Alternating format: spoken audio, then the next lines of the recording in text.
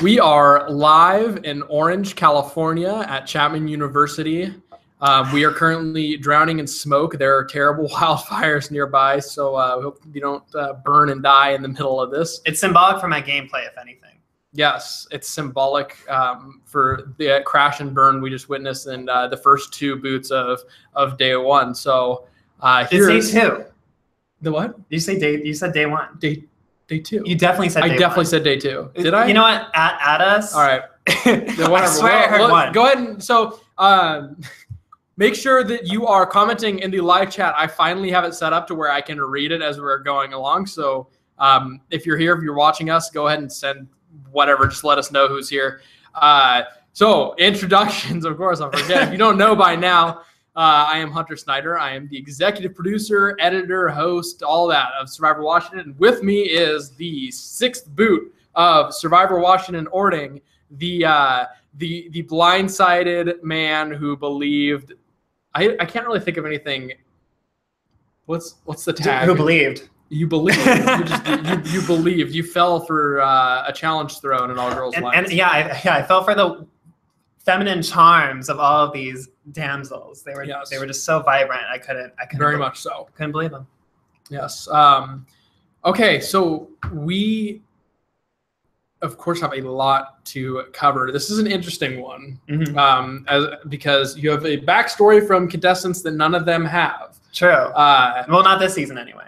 Not this season anyway. But for those of you who do not know, and for those that also overlap with the people that watch Survivor Washington Sumner, and the people that overlap in knowing about Hayden Hinton Deschner, Survivor Washington Sumner. We all did. Yeah. We have on this cast a last-minute replacement in Brett, and we will get to that. But let's first and foremost discuss, let's go all the way back to probably about a year ago. A year ago. When we met? No, did we meet by the time you applied for Survivor Washington? I don't know. When did I apply for Survivor? I didn't know who you were when you applied. He rejected me is what we're getting at. Yeah. This motherfucker didn't think I was dynamic enough. Thoughts? Now I'm interviewing you. Now what? Yeah. Okay. The tables have turned. So let's preface this. We're going all the way back into the days where outside of the state of Washington, contestants were not accepted for Survivor Washington. As many may remember from the Out of Orting episode 4, Corey was the first person to make me change my mind on the cast. However, Brett still was not accepted regardless. But can you imagine what this cast would have been without the non-Washington contingent? That is Connor, Sean, myself, yes. Corey, Lindsay. Yeah, Lindsay, who is better than all of us, especially me. Technically Emma. Yeah, technically a lot of people. Kind of. Technically probably most of the cast. I'd say I was borderline on Nico coming from Spokane. Is that divisive and controversial? I mean, to give perspective, I was like, I don't know if I really want this guy driving from all the way. Anyway, eventually, he still didn't cast me. The gay quota was set at Stefan, and who's great. Stefan's great, but he was like, I got my one, I'm good. If Stefan were to tragically fall from a 12-story building, then I'll give you a call, Brett. That was great. Hello, Tate. Tate. Of course, yeah. So, Brett. So, discussion of. So you apply. What's the first thing you? Why did you apply? What was the reasoning for applying? You know, if you have the opportunity to play these sorts of games, especially when it's in a live capacity, I don't know why you would pass up the opportunity to do it. I'm West Coast. Long Beach, California to Seattle is not that major of a trip for me. So, and for all of you watching that do not want to apply because of traveling costs. Yeah. Well, I have a fucking job. Like, if you just turned 19 and you're thinking of doing this when you live in North Dakota, then maybe consider that you have a long life ahead of you for these kinds of things. Yeah, but you're probably not going to cast. I'm 27. I live within my means. I can afford to go to Washington for a weekend, so I figured, why not? And so you're in the process of writing your application.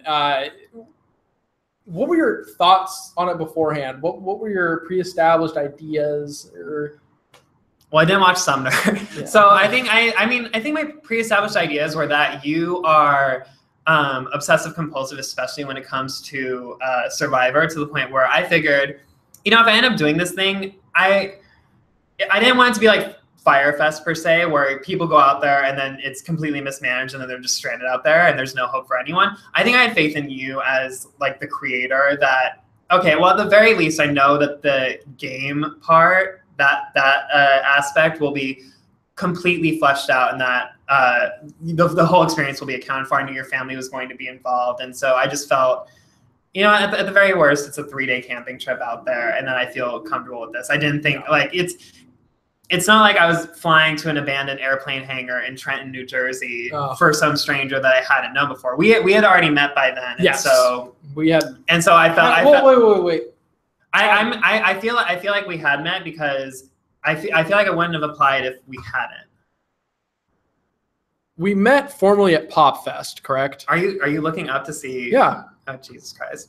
Through Casey. We went to that awful Entertainment Weekly had a pop culture festival. That was so bad. And one of the things they had like a Survivor panel, and then they had like challenges that they brought, challenge sets that they brought that you could like compete against the survivors. And Ty was there, and Ozzy was there, and he was after 11-17. See, Ozzy was a big douchebag, by the way. You know who was cool though was Natalie Tenorelli. She doesn't get a lot of credit, but she was very classy. Never talked to her. She's the only one I didn't talk to. Because you didn't find her relevant. Yeah. I talked to everybody. I talked to everybody except for her. I do remember. She's on Stephanie's season. I had to talk to her. Yeah, I had met her before.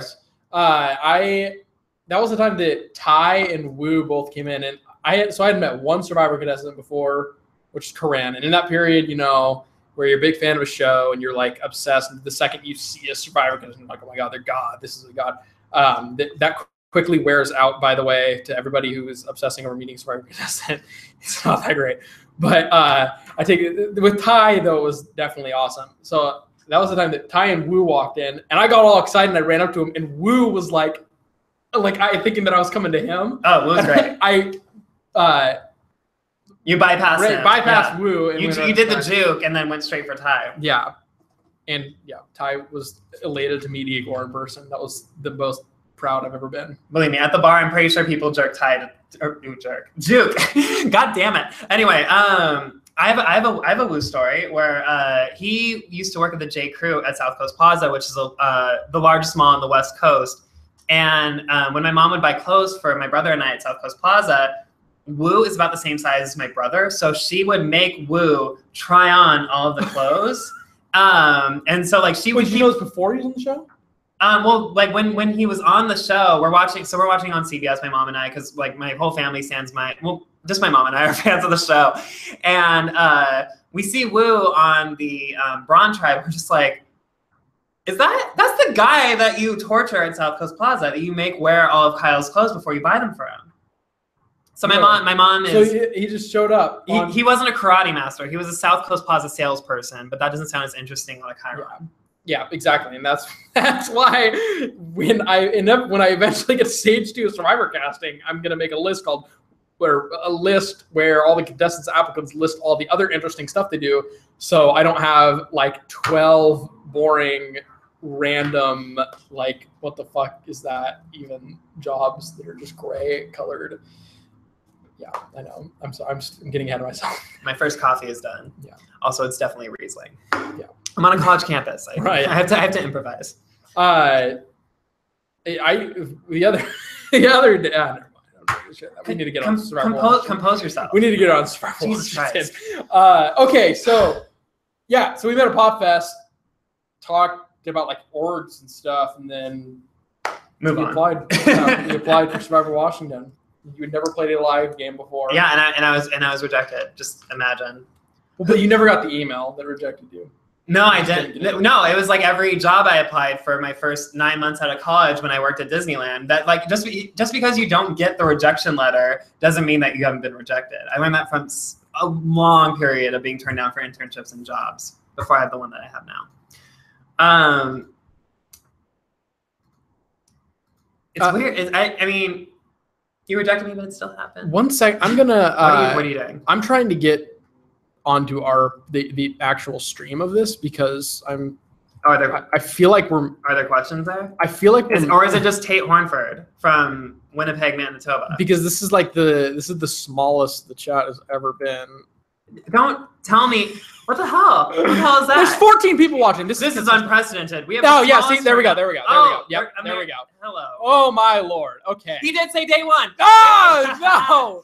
Data knows. Okay, pop out chat. Sorry. So where the fuck did Tate get that link from then? I gave the link to people. I think the chat link. I don't know. Tate's very resourceful. He's okay. One of the Whatever. Well, there is a ton. There's a ton in this chat. So, yeah. I'm sorry. I'm going through this just to catch up. Gay Insight says Brett was pushed deserves better. Well, I do deserve better because you should spell my name right. There are 2 T's. So 2, when he did vote me off, he wasn't sure whether it was 1 or 2 T's, and he put the second T in parentheses, which I thought was very classy of him. I think I appreciate his vote the most. Considering I didn't know how to spell his name. So there are arguments again for the second week in a row. Horrible twist, blah, blah, blah. Do you want me to just read these? No. What about the Medallion of Power? Daniel Melville, you're my favorite. Okay, blah, blah, blah. Exile Island. Why? Okay, they're not even arguing about me. What the fuck? People should be fighting over me. What is this? Yeah, why aren't you arguing over Brett? There are plenty of sufficient. You know what? Have you ever heard of something called Back to Basics? You don't need something that's chock full of twists. Oh, Heather Cannon's there. Hi, Heather. You do need idols. I will hold true to that. Just because I recognize so many names on here. Not one of them is asking like an actual question. Okay, do you have any questions? But questions about my game. We're just shooting the shit right now. Bottoms up. What are we? So all right, so you applied. You never played a game before. Because I remember we didn't do rejection letters. No, because I didn't receive one. I wanted to seem cool and be like, yeah, we have so many applicants.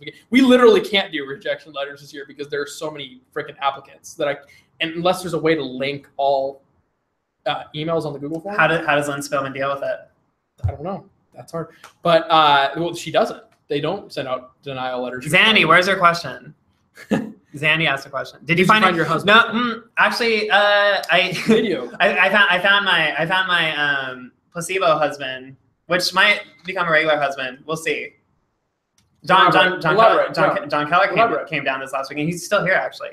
But we joked in Why is he not here? We joked in ATF, which we're talking about right now, that John and I were fiancés. At the very least, we were Valentines. But he came down and we hung out all the weekend. And what did we even do? It was so fast. We went like water biking. I took him to like local breweries and stuff like that. We went to the Grove.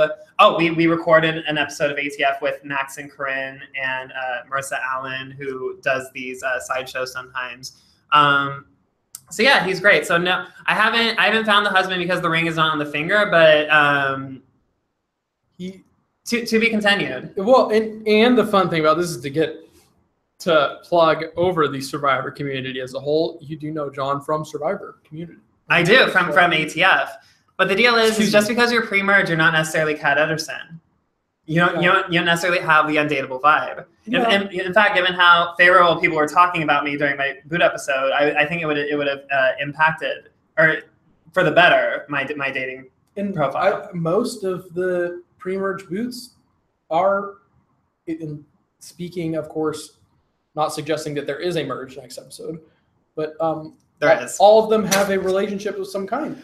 Yeah. Versus the people that are still left in the game, where most of them are completely single. Mm-hmm. So interesting fact there. Oh shit. Okay. All right. So there was more. Where's Zanny? Did you find your husband? Blah blah. Thank you. That was very nice of you to say you were rooting for me. I am doing serious questions, Heather. So do I think that there's anything I could have done to change my fate in the game, or was I screwed no matter what?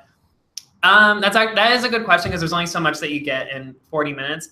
I do think I was screwed no matter what, because if I'm not aware that I'm on the chopping block, then, which is my own faux pas, if I'm not aware that I'm on the chopping block, then there's nothing that I can do about it. If it ain't broke, don't fix it. So I didn't feel like there was anything broke, so I didn't feel a need to fix it. Lindsay did a very good job of making me feel comfortable saying, don't worry, or not even don't worry, but rather like, Satu is going to be really difficult to beat in physical competitions. Wilkinson's already down. I already know that. I'm not really trying to force the 3-3 tie here. So let's just get rid of set 2. And I thought that Lindsay was acting maybe out of self-preservation at that point to make sure that no one was targeting her because she did seem like a kingpin at the time.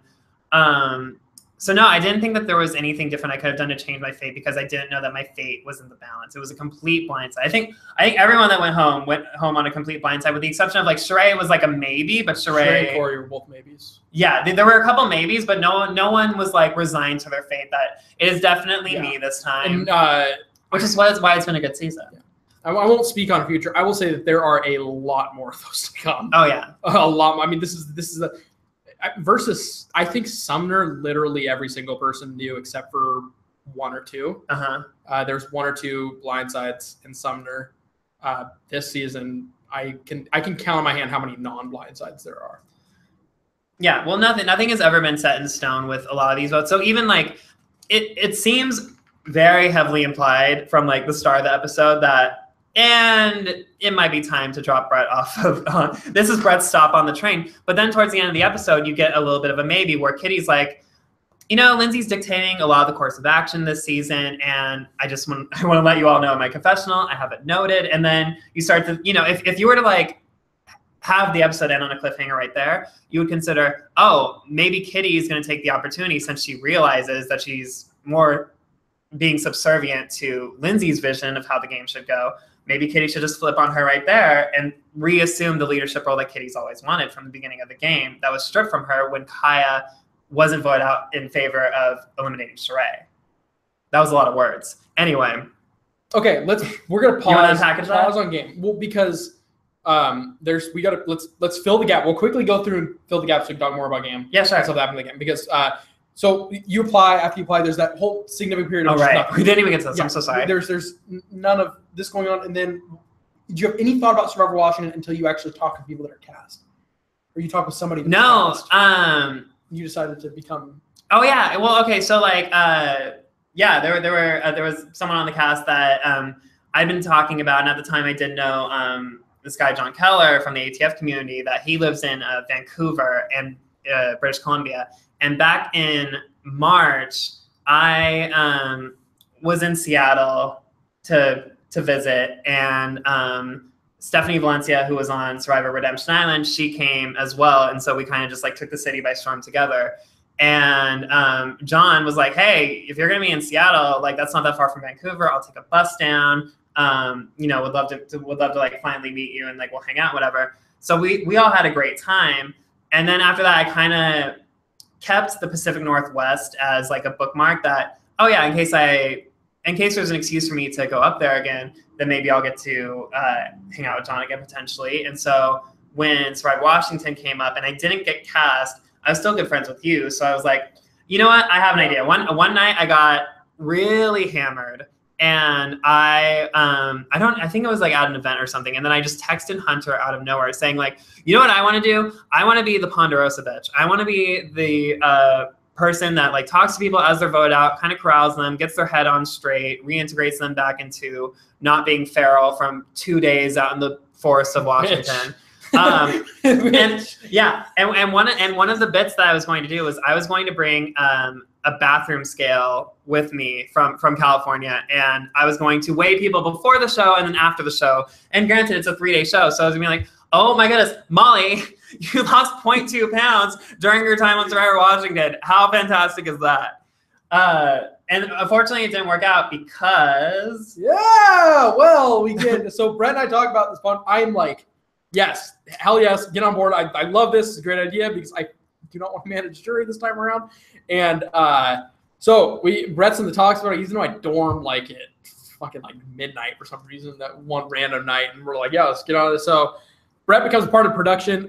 Brett didn't know anything about the season and how things turned out, unlike Hayden in the first season. No, originally it was supposed to be like three tribes. So like, yeah, by the time we actually got to Orting, it was a completely different game. It was totally different. So casting. I mean, we had to talk just briefly about casting. I know I mentioned before, there were quite a few people that dropped, not as many as the first time. The majority of the cast stayed with us. I think there were about 2 or 3 positions that opened up and filled up consistently. And so day before, we had an older man who broke his foot, as we discussed in 2 episodes of this show. He couldn't compete. And so I call up the alternate. There's an alternate contestant. Literally the morning of. So Brett's in my house, giving Corey breakfast cupcakes. And I hope you watch Corey's exit interview with Marissa and Hunter, because it's so good. Oh, God. Oh, my goodness. That was my favorite hour of the month, for sure. So he's like helping me out in the morning. Like, I'm doing the Meet the Cast interviews and stuff. There's someone around, I'm like, yeah, Brett's an efficient worker. This is good. And then I don't hear from my replacement at all, period. And I call the site 3 times because contestants are all down there. I'm calling like 5 contestants. I'm like, is this guy here? Is he here? No. I even end up calling one of my crew members who ended up not showing up. And they were like, yeah, I'm almost there. And then they never showed up. And so we get down to location. This guy's not here, and I'm like, well, Brett, you're fucking in. Yeah, he comes to me, and he comes to me. He goes, "I need you to play." And it was like there was a question. It was a statement that was phrased as a question. They go, "Okay," and then he was like, "Can you?" And of course, I'm down because I applied to begin with. I'm like, "Yeah, I just want to change really quickly." You all saw what I wore. I wanted to be the biggest. I wanted to be a fucking cartoon character, and so I just went with it. Yeah. Went to change, and then Hunter's mom drives us to location. We arrive. It's myself and Corey. I drive you and Corey to location. Oh, you drove the car? Yeah, because that was that ride that I was like, we're gonna get in a car. I'm so pissed right now. We're gonna get in a car accident. I didn't even know you're capable of driving. Oh, that's right. Yeah, you were. I was really. He was fuming. I was worried. I was like, these guys are gonna fucking kill me. I know, but like we're like so like I'm very I was very easygoing with the whole thing, and then like because I'm my contestant now suddenly, and then Corey's just like, I just had one of them breakfast cupcakes. Like I just got off a bus and we're here and we're about to play this thing. It's gonna be great. And so neither we were not your audience as far as like all of your frustrations. Neither of us cared. And then we get there and it was like, here's your last 2 contestants. Hey. Yeah. And then I'm like, yeah, fucking camera crew didn't show up. And then I was like, well, at least I have Brett for crew. And I'm like, oh nope, shit, Brett's on the cast. So then the other 2 alternates, the questioning in terms of why the other 2 alternates were not on the cast is because there was an age range of if a younger male drops out, of course Brett's not an older male, but Brett was the oldest out of the 3 contestants or the 3 alternates. Depends on who you ask. Yeah, it depends on who you ask. You might be 17 or 16, younger than the 2 18-year-olds who were on the casting. But so that's why Brett was thrown in, just to give age balance, because just I had a 46-year-old man, Brett. I guess the closest thing he had on set to that. So just to give you an idea of the demographics on the set. So Brett goes in. I tell the alternates, I'm like, guys, you need help. Yeah, and then 2 kids come out and film. And then here you are. And then Carbonado. OG Carbonado. And you single-handedly split up the dynamics too. Yeah, I'm sure there was all kinds of change because so we're all standing as individuals, and then he starts to divide the tribes into Carbonado and Wilkeson, and he's trying to make sure that everything's balanced as far as physical strength is concerned, as far as like, oh yeah, these people are my schemers, these people are my you have your Cochrans and your Colbys and your Parvatis and you have your Sandras, and you have to make sure that there's not the scale is balanced. Yeah. And so one by one, he starts dividing people. And then I think Sean asked a question about that. Hi, Brett. It's me, Sean Swaney from Survivor Washington Orting. I've heard of you. Thoughts on the initial breakdown of tribes and the dividing process, which we're talking about right now, specifically the potential switching of people after the tribes were split up. Can't speak much on that. But the original, when we were divided into 2 tribes, I was shocked initially because I did not expect Sean and I to be on the same tribe because we were the 2 tall white dudes. So I thought in terms of, if I were to pair... And Nico. Nico's a tall... Well, he was skinny. Yeah, I sauteed Nico. Like, there was no... Okay, all right, fair enough. Sorry, Nico. So, like, Nico was what? Nico's what, 5'11"? 6'1"? Well, okay, and here's the other thing. Here's the thing. It's still, like, regardless, there's going to be 2 tall, skinny dudes on one tribe. Right. And so, but you took the 2 tallest. Like, if you look at the cast photo, you'll see that Sean and I tower over everyone. Here's the thing, though. Oh, okay. I see. That's a good point. but then you have Corey and Wes who would have been on the Yeah, who are like shorter but sturdy. Because then there's the thing is that there isn't like a shorter sturdy person on Wilkeson, and so if there's 2 on Carbonado, and then all of a sudden like they throw that thing, and then you and Nico are up against Wes. Yeah, because what your leftovers are what, like Connor, Stefan. Stefan, he can be sturdy.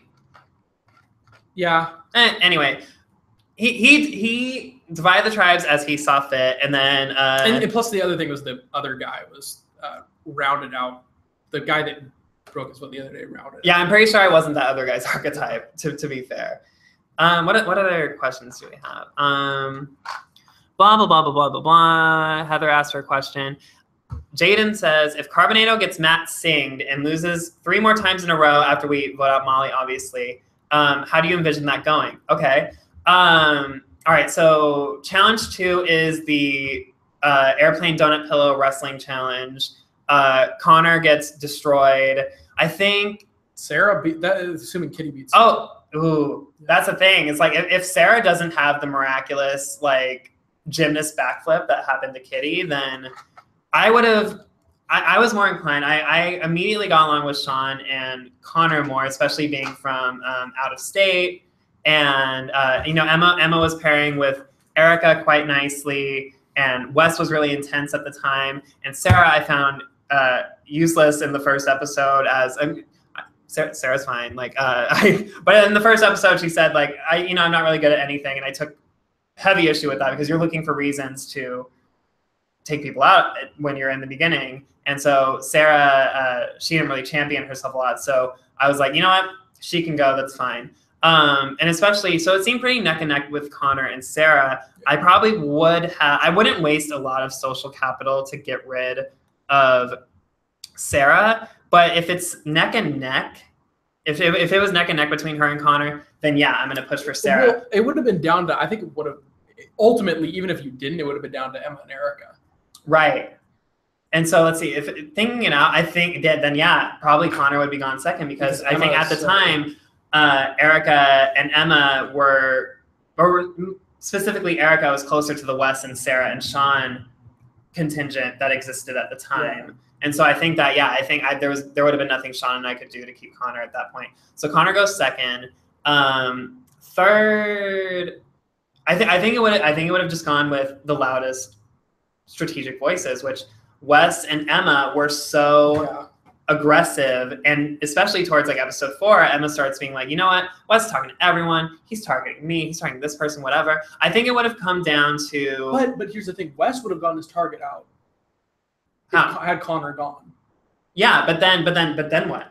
But then he move on down the list, which was fine with me because so like anytime anyone complained that Wes, like my only complaint about Wes was I got along with Wes just fine. My only complaint about Wes was that he was very intense. And so which I feel like he would do fine with his level of intensity in regular Survivor, because when you have 3 hours to do something as opposed to 3 days, you're going to be a lot more intense to get stuff done. When you have 3 days to exercise your agenda, you're fine. So I feel like Wes would be better at the actual show than the Survivor Washington version of the show.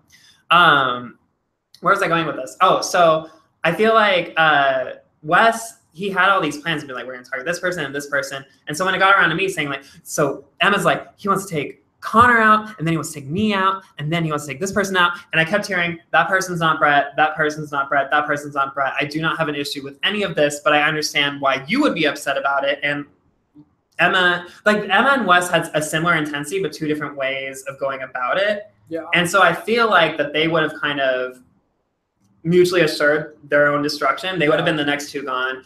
I could see. I think it would come down to myself, Sean, and Erica. And then Sean and I would vote out Erica, and then Sean and I would be the Denise and Malcolm. I'd be the Denise in that case. Wait, why isn't the math adding up? Okay, so here we go. So you, Sean, Erica, eighth and Sarah. So 8th is Molly. 7th is Connor. 6th and 5th are Wes and Emma. That leaves Sarah, myself, Erica, and Sean. At that point, we can pick off Sarah, whatever. And then it's me, Erica, and Sean. Sean and I click more than Sean and Erica. We would have kicked Erica out. Sean and I would be the Malcolm and Denise. Sean is more Malcolm-y than me. He's more well-rounded than me. I'm a better sex therapist, so there you go. So you go on to win the season. Who knew? The key to winning is losing, as by this story. I feel like someone said that before. We do not know who quoted that. Next question. I'm sorry, that was a long diatribe, but thank you, Jane. That's a good question. Either way, I succeed if it's a Matt Singh situation. What was my plan post-merge if I had booted Setu and stuck around? I would have linked back up with Connor. At that point, Connor seemed to have a really I felt best about my relationship with Connor and Sean.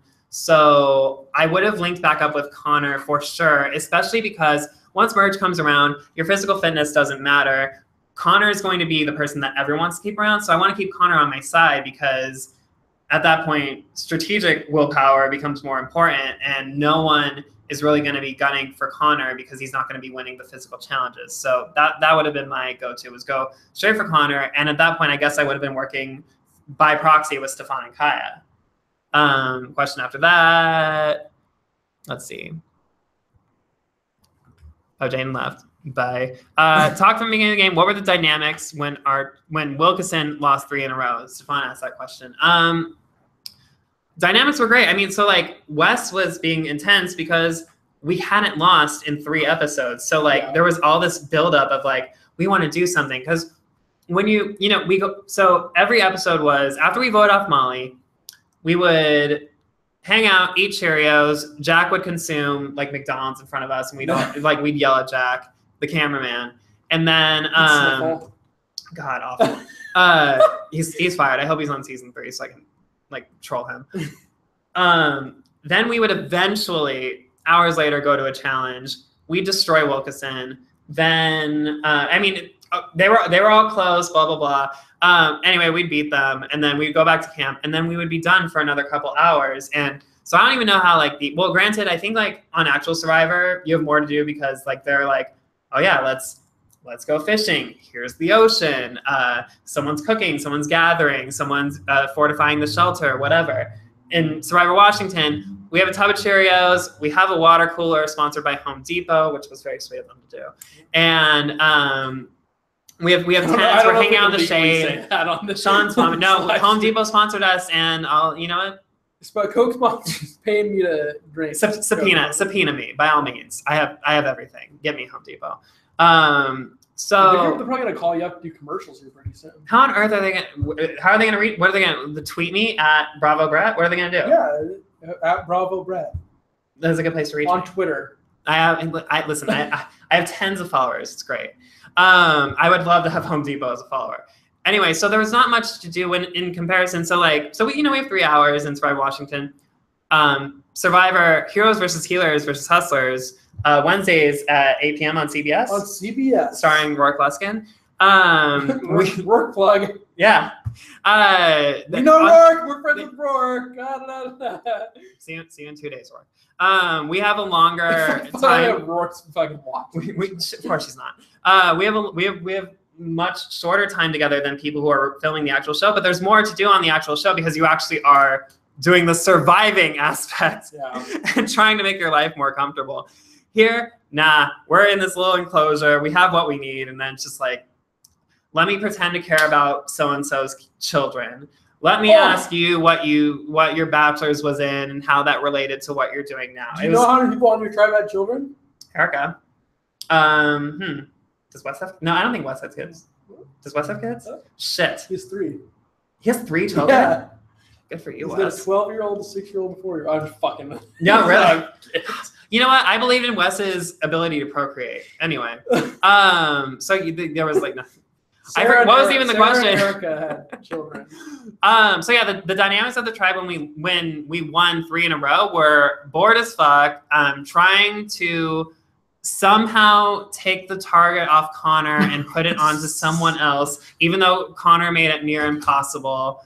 Because he was very self-deprecating. Like when we were at camp, he would talk shit on himself, which is something that I love about Connor in a personal dynamic. Because like I love the self-deprecating humor. There was that scene, but I'm trying to sway this person, not thinking you're a piece of shit, and you're like, I'm a piece of shit. During that Sarah scene where Sarah's like, I'm not really good at anything. Connor jumps in, and he's like, I'm not either. But I'm trying to keep Connor, so I'm laser focusing on Sarah. And so so Sarah, we all keep in touch, the cast, and Sarah messages me and says, All my friends hate you. They can't wait for you to go down, blah, blah, blah, which Sarah's friends, you got your wish. But I explained to Sarah, I'm like, when I said that thing about, you know, when I was targeting you, when I said that thing about like, what the hell kind of answer is that when it comes to you saying that you're not particularly good at anything, if anyone should sit out, it should be you. My deal is that I am a huge fan. I gravitate towards people that have self-confidence, as most people should, I feel. And really? Yeah, even in the last episode, last 2 episodes. Absolutely, I feel I gravitate towards people that believe in themselves in general, and so my thing is. So what was the issue with Emma? She believes in herself a hell of a lot. But anyway, I love Emma. Yeah. But back to Sarah. So like, and I had this talk with her where I go, listen. How am I supposed to be Team Sarah if you're not even Team Sarah? It's deep. Like if you're not your own cheerleader, how the fuck am I supposed to be your cheerleader? Yeah. And so I think Sarah really had like a coming of age during her time here, where she managed to beat Kitty her second round at wrestling. She was on the ground with Kaya for an excruciatingly long time trying to flip a paver stone, as one does on a Saturday night. Friday night.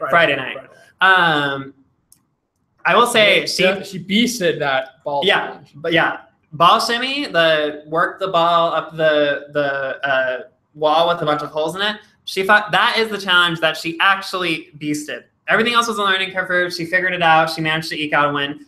She is unrivaled when it comes to the ball shimmy up the wall thing. I would be pissing my pants if I had to go up against her at that. She was so good at it, and so she went first. That's my favorite story arc, so far. No, one of my favorite story. I mean, not story arc. That's my favorite moment of foreshadowing. Really, my favorite was after we finished that challenge. You were like, "I can do this in 20 seconds," and then you proceeded to drop it like 12 times. It was so. We were all and we were like, "And we are going back to camp. This challenge is over." We were like 2 hours past the time. Oh my god, so much time passed. I was so glad. So like, our tribe was like on the shady side of the grove or whatever the hell you call that enclosure. And so I was like, oh, thank God we're on the side. I can go chill here. But yeah, so Sarah was really good at that challenge. Anyway, where were we at? What were we answering again? We were answering lots of things. We go off on lots of tangents here. I'm sorry. Hunter and I like to talk. There's something about... Okay, so... Let's just go to the next one. Savant says Farrell. Oh, let's do a fuck, marry, kill of the guys. Oh my God, this is such a good question. Okay. Connor. So it's Connor. So it's Connor, Sean, and Wes, and I have to fuck, marry, kill. Marry Connor. He has a really good job, and I think I'm gonna leave it at that. You're fuck Sean because hey Sean, and you kill Wes because Wes is. I mean, it's a difficult. I mean, I wouldn't kill any of them in theory, but in the fuck marry kill situation, I'd have to kill Wes just because Wes's level of intensity, while good in the bedroom, I think I just fear for my life in general. Yeah. But Wes is like, I feel like he's a responsible enough human being, and he's funny. He's so funny. Yeah, I feel like though that he'd be pretty crazy though in the bedroom if you see how he was fisting. I know, but Sean is when he was looking for the idol clue. But Sean is tall. He was in there. I like Sean's height. Okay. What about? Are you giving me another fuck marry kill? Or of course. What about? I'm fine with this. This is my favorite game. There should have been a fuck marry kill challenge. I would have won immunity every time. What are the three men on the pre-merge before you? Nico, Corey, and Wes. Oh well, marry Wes. That's the easiest fucking decision in the history of the world. I guess. Oh, it's difficult. Oh yeah. Nico made a baby. Fuck Nico and kill breakfast cupcake. I'd kill Wes. Corey. They're all the same. They went before me. I don't remember their name. Fucking breakfast. There was the sandal wearer, paler than me, Sheree, and then the other two. Anyway, thank you for asking a fuck marry kill. Now I have a little wine left. My interest is now peaked. Sean, that was an amazing question. What about Wes was next to me in the tent though, so like the cuddle action. Yeah, weren't you guys spooning? Well, it was like who did I hit? Did I hit Spoonie you or Wes? No, you hit me. No. So I like lurched so hard that like I just like punched the tent. Oh, so that was at the same that time. was me. That was at the same time that Wes went and so I thought it was like. Oh, I thought that was me. Was it Wes? It sounded like Wes. I thought I like scared Wes. We're both rather effeminate. Yeah. The sounds could be the same. I don't know. But that was definitely me. And then I just immediately start trolling. Let's see. Blah blah blah blah blah. That was good. Fuck, Mary Kill. Wait, hold on. I want to what? So what was going? I just want to get to the bottom of the breakfast cupcake thing. You handed Corey a donut. Oh yeah. So there was a box of donuts that I think your like mom got for like sustenance for people that were arriving that were disoriented of like being in. I mean, granted. So I live in suburban California. Anything where there's like if you can't get to a Starbucks within a single digit number of traveling by car, then you're in the rural fucking You can do that. No, you can't. It's 11. I've decided. Anyway. But and did you go to the one in Washington? Of course I didn't. But I mean, in Seattle, there's plenty. Well, there are more in Vancouver. That's a fun fact I learned from this past weekend. I'd say it's about 10 to the closest from my house. The point is the fact that it becomes debatable as to how close it is. Granted, like you could see the fucking IHOP from where we were camped, I'm sure, but like it was fine. What were we even talking about? No, we were out there. Yeah, no, we were out there, but that was like always my joke with people. Like within 4 hours, like at Carbonado day one, we were, and myself included, we were talking about foods. I was talking about like mozzarella sticks and stuff, and it was like it has been 4 hours. And you guys had Cheerios too. Yeah, we had Cheerios, which I was fine with the Cheerios. A lot of people hated the Cheerios. We should have done Rice Krispies. We'll do Rice Krispies. You totally should have done Rice Krispies because you have the rice thing. That was what I said. That was my suggestion. Location we're looking at right now has fire pits, so if there's no bird ban, fire's happening. You guys are cooking rice. You heard it here first. You guys are cooking rice. Jesus. All right. What else we got? Blah blah blah. Now that you've played, will you? Wait, you never finished what you were saying. So you handed a donut to Corey. You just handed. Oh yeah. So like I'm like, oh, do you want anything to eat? Because I'm like I'm trying to be like welcoming to people. I'm because you're Ponderosa director. So Corey's telling me like, yeah, I got was on a Greyhound bus for 11 days or whatever, and I'm like, say more. It's like that was a true survival experience. Oh my god, the true Billy Garcia. Let's see. Corey was a season's Joe. No. Joe Cool? Was not even close. Let's see. Sorry, I'm sorry. Wes does not have children, Stefan confirms, but Wes believes also that Connor has cats, so we can't confirm. Are there things that could be added to make the survival more difficult out there in Washington? Yeah, less. You add less, and therefore you have to start surviving. Well, we would have to kill one of the many animals that were in the B-roll. We weren't gonna do tents this season. We'll probably have to end up doing tents again next season, considering the campground. You can't really build. Actually, oh no, I take that back. Never mind. I don't think we're doing tents next season. Fuck, I would hate season 3. Let's see. To answer your question, season 3 will be a lot more survival heavy. Michael asks, now that you've played, will you return for season 3 to run Ponderosa? Yeah, but we all know what's going to happen. I'm going to fly to wherever to run Ponderosa, and then all of a sudden it's going to be like, hey, will you be Paul Abrahamanian or whatever his name is? And then it'll be Returnees and Brett. And I'll be wearing the same exact thing too. You could just do a Hayden versus Brett season, Redemption Island. It's Redemption? Well, I mean, like Redemption Island. Am I Robert Russell? Oh, you hesitated. No, we're done with this question. We're moving on. Fuck, marry, kill the guys on Wilkeson, Nico, Corey, and okay. Well, Stefan, you asked the question. I'm not gonna kill Stefan. Satu. Nico, Corey, and Satu. I'd probably marry Satu. Oh, Satu's a DJ. I don't know. No, but Satu would keep me so entertained. Yeah, you don't Satu would make me want to have a better job to sustain the life of 2 people because Satu is so he's kind. I feel like I don't even know if he can cook, but I just get the feeling that he can cook. And he's just so entertaining. Like there's never a dull moment when it comes to Satu. Yeah. That I would just have to marry him, and then and I feel like he'd be a good regular lover. And then kill the other two. I don't know. I guess fuck Nico again because he can make a baby, and then kill Corey. Kill Breakfast Cupcake. Any more questions? What about? We're out. We're out of questions. Okay. Well, I mean, we have just. We have an actual game. Should we talk like actual game now? What else? Okay, so let's see. So episode 1, we kick out Molly. My joke was always that I wanted to kick out Sarah. Then it became Molly versus Erica, and Erica. I liked Erica more than Molly. Well, no, I have a bias towards like. I wouldn't call Erica an older woman even, but like out there, she was the eldest of the female participants out there, and I just loved her vibe. Sarah? Erica. Okay. I was like, yeah. I think he said Sarah. Listen, he said day one earlier. You know, he's not even. I'm delirious. It's breathing in all the fire smoke. He's just had a plate of spaghetti to eat. I've only had one plate. You have to understand. Well, we can talk about that, right? Yeah. Okay. So after. Well, after yeah, we'll get there. We'll talk about our mishaps or shenanigans on production.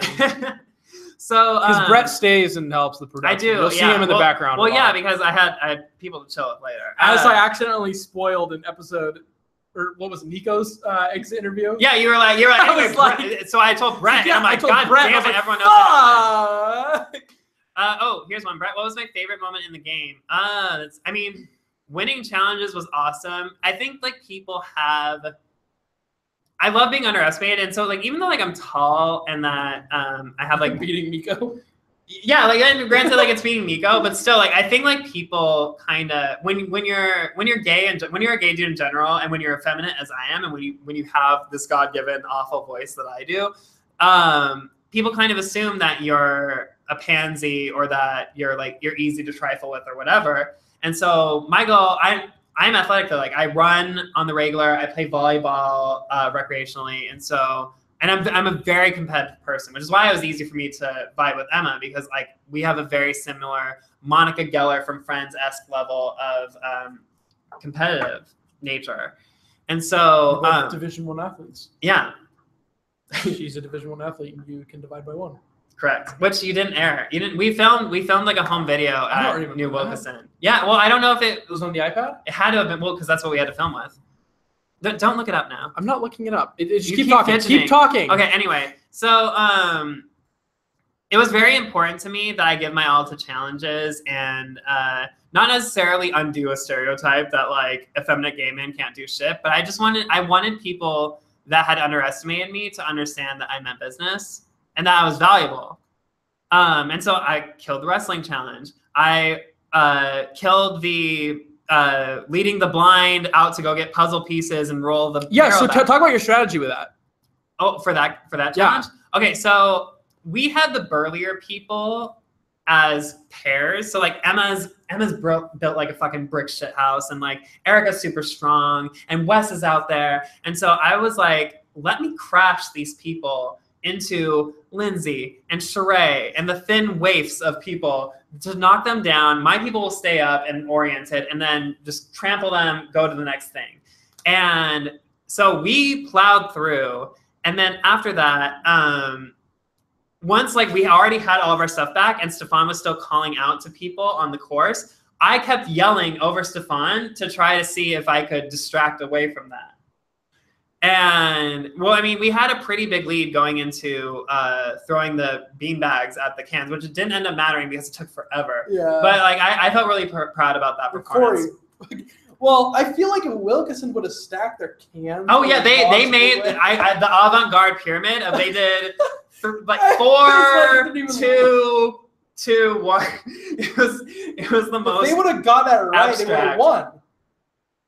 Potentially, I don't know. Well, because Corey hit all the middle ones off, and so just the ones that were off. Yeah, but then you never know if like there's stragglers that are rolling on the edge. They probably would have had a better chance if they would have done it normally than whatever. If it was a matter of just even knock it sideways is fine, then that would have been done pretty quickly. But you have to clear the can is the thing. Yeah. Let's see. Had we lost the episode 4 challenge, we would have voted Wes off because at that point. The heat was turning on Wes. Emma was becoming wise to him, and voting off Wes was a way better option than voting Connor. Wes was the easier sell than voting off Sarah, so Wes would have gone if we had lost that one challenge. We do the swap, and the second that we see which tribes we're on, I start to get a little worried because what? Jesus Christ. Anyway, Lampkins, if you're watching this, I'm dying at your comment. Let me have another sip of Riesling. We swap, and then I realize who I'm swapped with. We have Emma, who is intense and conspiracy theorist. You keep clicking things. And then we have Sarah, who like I got along well with Sarah on like face to face, and we were all good, and like I was plotting her demise like behind her back, but like she didn't know that at the time. I loved her personality. Like I got on fine with Sarah. Like, and I could carry a conversation with Sarah perfectly fine. We had a lot of laughs together, enjoyed our time. But I didn't have Connor. I didn't have Sean. And I didn't have Erica, who was just universally loved by everyone. And I didn't have Wes, who would have pulled a lot of focus off of me. So the second I saw that we were 3-3, and then I had the two people that I would have wanted to swap with the least out of the group, I was like, shit. We win that next challenge. We lose. And then at that point, prior to losing the challenge, Lindsay had discussed with me targeting Emma for her athleticism, for her being headstrong, and that was going to become a point of contention at the merge. Never got on camera. Yeah, never. Otherwise, would have been built up. Yeah, because I love that. Too long, didn't read. And then Emma and Satu had a point where they weren't seeing like eye to eye completely, and so I had a lot of faith that Emma would continue to not trust Satu, and so I felt, okay, Satu's fine. And then before I know it, Satu's name is coming up more often as a physical threat, and then I just stuck with it, and then that's just how that happened. Unfortunately, there was another threat in the house, and I didn't realize it was myself. Who knew? That's X-Files music cue. More questions? Are there things that could be added to make a note? That was already a question. God damn it. Oh, my favorite moment in the game, though, was probably... yeah, I didn't even answer his fucking question. Okay. My favorite moment in the game was definitely... Vandy Corner at the new Wilkeson camp. We would use the iPad as a vanity for like getting ready for challenges or just making sure your buff's on straight and how you're wearing it. And Lindsay had a lot of gripes about like, why did I wear it like that? Why did I wear it like that? But we kept like checking ourselves. And Satu's super masculine. He was in there as well. Kitty was doing it. Sarah was doing it. Like we were all having so much fun with it, doing like these little home videos with the iPad there. And it was just such a fun source of comedy there. And I enjoyed that camaraderie the most. Was this in the episode? But now, it was in the episode. Okay, I was like, I might. So Zandy Zuzu says, but now Emma says she likes it too, because when it came to it, she's like, oh, there's going to be a women's alliance, but I'm going to want to keep Satu close. I'm forgetting what I put in my own episodes. Yeah. Yeah, right. I remember that. Okay. Oh my God, Satu, I love the curb in your enthusiasm. Yeah, that was good. That was good. So good. Brett, you were nicer than I thought you would be from first impression. Your first impression is probably correct. I have wine in me. I thought you were going to be sassy, mean, drama queen type. Sassy, yes. Mean, definitely. Drama queen, no, not really. No. I was considering the collection of people I was playing with, I was probably one of the more mellow people. Yeah. I'm just a bitch, but the bitch comes with it's warranted.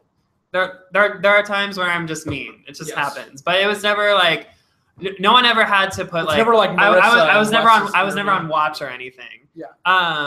Let's see. There were people. Wait, were I mean, I would have, but I'm not going to name names.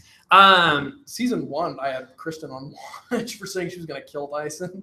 Oh, wait, for watch for murder. Yeah. Oh, what were you referring to? Like suicide watch. Like that's when you say having people on watch. Jesus. Oh God. Oh, yeah. So that's a different story. God. Anyway, so we're at 6. They throw the challenge. I'm blithely unaware of it, but like I'm like, God damn it, Emma is taking so long. But all the bags in the forest were green, which I like.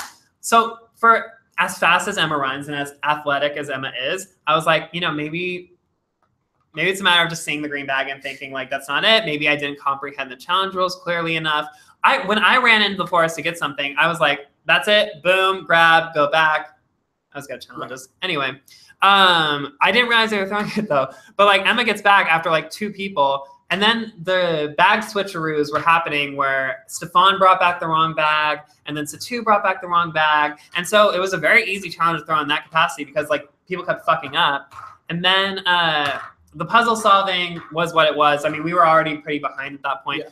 Lindsay started like kicking the dirt and whatever. And I literally just thought, I'm like, well, this is her 4th loss. I guess I get it. But I had never seen Lindsay act like that in my life. And so I was like, bad acting. It was such bad acting. So much bad acting. I had no idea. They were terrible actors. You just need an acting class. This shows that Survivor Washington's not fake because these people are shitty actors. Satu, why are you asking who my least favorite cast member is? Who is your least favorite? Do you have a least favorite? Molly wore sandals, but I liked Molly. Let me think. I mean, I never got to play with Sheree or Stefan or Kaya. I was talking to a contestant. I actually can't think of anybody on the cast that has any issues with another person, like legitimate. I might be out of the loop on this. I'm probably out of the loop. I'll say Corey because he doesn't know what a donut is. Continue. Corey.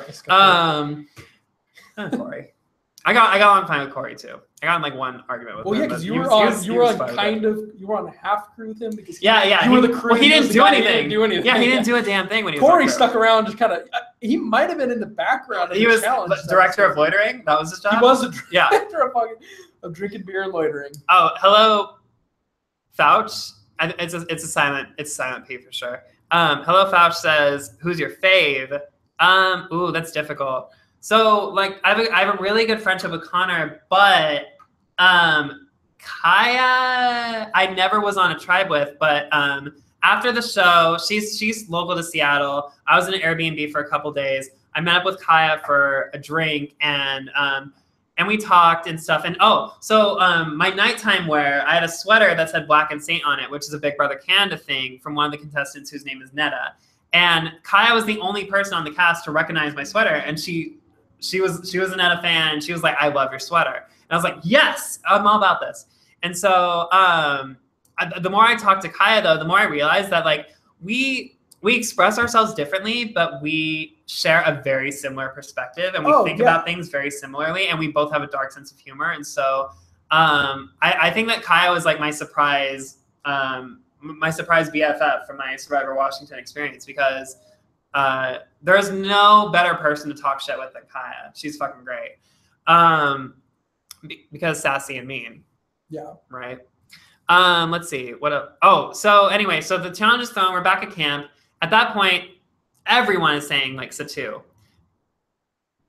Satu like didn't even discuss the vote with me, and I should have thought something of it. I didn't, but I didn't think Satu was that smart. So like I was like, Satu probably just thinks he's good. It's gonna go 3-3, so he has no reason to talk to me. Whatever. But at one point, we're at camp, and so we're like, oh, so Lindsay told me we're all on Satu. We're telling Satu it's Emma, and I'm like, oh, they have friction, so it's fine. So at camp, I hadn't talked to Satu about the vote, and at one point, Emma's back is to me, and Satu's looking at me, and I point at Satu, and then I point at Emma, and then he's just like, he wouldn't move his face, and I'm like, and then eventually he's like, Oh yeah. Yeah. Anyway, we get to tribal. I get voted off, but like I keep a straight face through it. Ultimately, you have to keep the understanding that I wasn't even supposed to play to begin with. So every moment I had in the game, whether I was first out Molly or whether I was the winner, everything was kind of a blessing because I wasn't even supposed to be involved to begin with. So the fact I got to play was wonderful, and I really had a blast with it. And I got to know all of these people in such a short amount of time because we were all bored hanging out at camp. So I really enjoyed it. But I think my favorite thing I was really worried about when the episode was going to come out, that because I had no idea. I was completely blindsided. I thought Sochi was screwed. So I was really worried that I was going to have like the Stephen Fishback Dodo music, that I was just going to be like putting my foot in my mouth so often. Like it just like, just ding. I tried. Wait, you tried to make me like that? Well, no. I mean, like I tried to look. There just wasn't a lot of scenes that, because it wasn't. I personally, after editing and stuff, it was more of just it was a good move rather than you being stupid about it. Mm-hmm. You know what I mean? Like Lindsay, regardless, like that was impressive, really impressive to pull Sarah and Emma. Yeah. Emma especially. Dude, that's why I was like, I want to showcase more of this. Yeah, Brett is at it. I was blown away by that because so I do think that like at the time I do think that I was a pretty large threat because I had made connections and people did think that I was funny and people did enjoy me as like a cartoon character and comic relief, and I was good at challenges. And so but it was amazing to me that Lindsay was already talking about Final 2 in her confessionals, where she was like, I don't want to go against Brett at the end. There are 11 people left, Lindsay. Like the fact that was like already crossing her mind was astounding to me. But like I couldn't believe as I'm watching the episode how complimentary Lindsay and Satu and Sarah and Emma and everyone was being about like, I don't want to get rid of Brett, but Brett's a social butterfly. Brett's good at challenges. Brett has made connections. Brett's very persuasive. And then like it became like a compliment party, and therefore we had to get his ass the fuck out of here. And so I didn't mind that as much as if it were like personal, or if it was just like, oh yeah, I can't wait to pull the wool over Brett's eyes. The Nico edit. Yeah. So yeah, and so like I was glad that like I was a threat, but that there was like some hesitance in terms of like people liked me. A tribal, you know, like I did genuinely feel like it, like I really loved the new Wilkerson group. I really enjoyed all of them. As far as whether it was the right move, in my final words, I say it was the right move for the group, but the majority of the group at that point is new Wilkerson, or old Wilkerson rather. Satu, right move. Lindsay and Kitty, right move for all of them. When it comes to Sarah and Emma, it was not the right move. And the reason that it wasn't the right move for, stop fidgeting, he's fidgeting with shit. The reason why it wasn't a good idea for Sarah and Emma to get rid of me is because they would have had options if they had kept me. At that point, Sarah and Emma were cool with the Girls Alliance, as were Lindsay, who officiated it, and Kitty, who was very supportive of it. Kitty and Lindsay, let's get rid of Brett, because Brett's not Satu. They don't have history with me. Meanwhile, Sarah and Emma, let's get rid of Satu. They don't have history with him. They have history with me. At this stage of the game, Sarah does not need Lindsay as much as Lindsay needs Sarah. Wilkerson's has already voted out 3 people. They're at the disadvantage. At that point, there were 11 people left. There were 6 original Carbonado, 5 original Wilkerson. And so Sarah and Emma should have been kingpins in that situation to be like, Lindsay, you're down in numbers. If you want to do a women's alliance, cool. Let's get rid of Sarah. We'll play it by faith. When we get to the merge, let's do women. Instead, Sarah and Emma opted to get rid of the option. They immediately put their eggs in the women's alliance basket instead of getting rid of Satu and then getting to the merge and then having the option to scope out, is original Carbonado good for me or is women's alliance good for me? They would have had that decision at merge either way if they had kept me. By voting out me instead of Satu, they limited their options because it was 5-5 by getting rid of me. So I felt that it was a very poor judgment on Sarah's and Emma's parts because they gave away their power. Lindsay was in the minority. They let the minority dictate to them, and they folded pretty easily to Lindsay. And Lindsay ran that move. Like, Lindsay's gameplay has been so impressive that, you know, granted it was 3-3, and I thought at worst it would be like a 3-3 tie, but Lindsay managed to take the overall minority of original Wilkerson and make herself a majority by saying, no, this is the only option. Let's do girls. And Sarah and Emma went along with it, which I did not think was, as far as their own self-preservation, all the cards were in Sarah and Emma's hands, and they decided, let's give Lindsay some cards to even things up. And that was a very unfortunate move in my eyes. Well put. So you get your torch snuffed, we leave, and you're on production. Yeah. Yeah. Any fun production stories? I mean, nothing without divulging like who comes. Yeah, sure. But so like I'm in. There's a lot. Well, I mean, I guess now we can plug that you will be on the after show. That's right. So Heather and Jaden and I don't. It's shuffled through the weeks. We're still trying to find out the right chemistry for the after show because there's an exit interview and then there's a recap with people that haven't watched the episode along with production. Yes, we know Joey. Lindsay is a queen. I'm here as well. Hi. So it's very, we've been trying to figure out like the right chemistry with the after show. And well, no matter what, Heather's on there. Heather's been a fixture. Jaden's been on every episode except for one, isn't he? Except for one, yeah. Because at one point it was just the 2 girls. Jaden, Heather, and Marissa are, that's the crew right now. The official crew. It's on the production roster, and you will be joining. By the way, for the chat, you know a queen because a queen dies proudly. That's what you need to know about being a queen. Yeah, we know Lindsay's better than me, Joey. God damn it. Lindsay is a very good friend of mine. I understand that Lindsay is wonderful. Lindsay's not here right now. You can talk to Lindsay later. Maybe. Well, no, everyone gets an exit interview. Anyway, Moving on. Hi, Joey. Thank you for watching. By the way, you have a lovely YouTube channel. Is that a favor? I don't know. Oh, I thought I'm you like knew. I have a YouTube channel for all I know. I think I do have a YouTube video uploaded. I have no idea. It's probably from 2000. It was probably from when I was. Yeah, come on, have count. Heather. I think you're both stars. She's so great.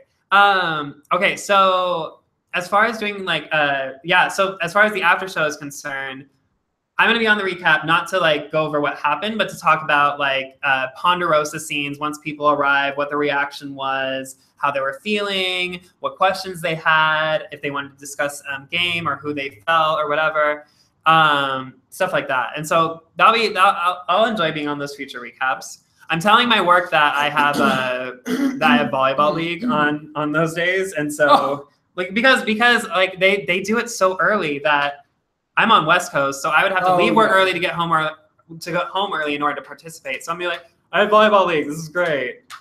Oh, Joey's sweet. Don't worry, you're my favorite male of the whole cast.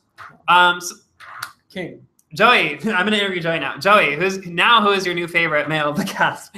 It's turning to the Joey show. Hey. The Brett show, the Lindsay show. Well, no, I like people that ask questions and make comments. The Rainbow says, "How did you get voted off so early? You're a boss." The answer is Lindsay. Yeah, Lindsay. It's an easy answer because Lindsay had her head on straight. She was game. She was cutthroat. She was running shit. She was wonderful. So no.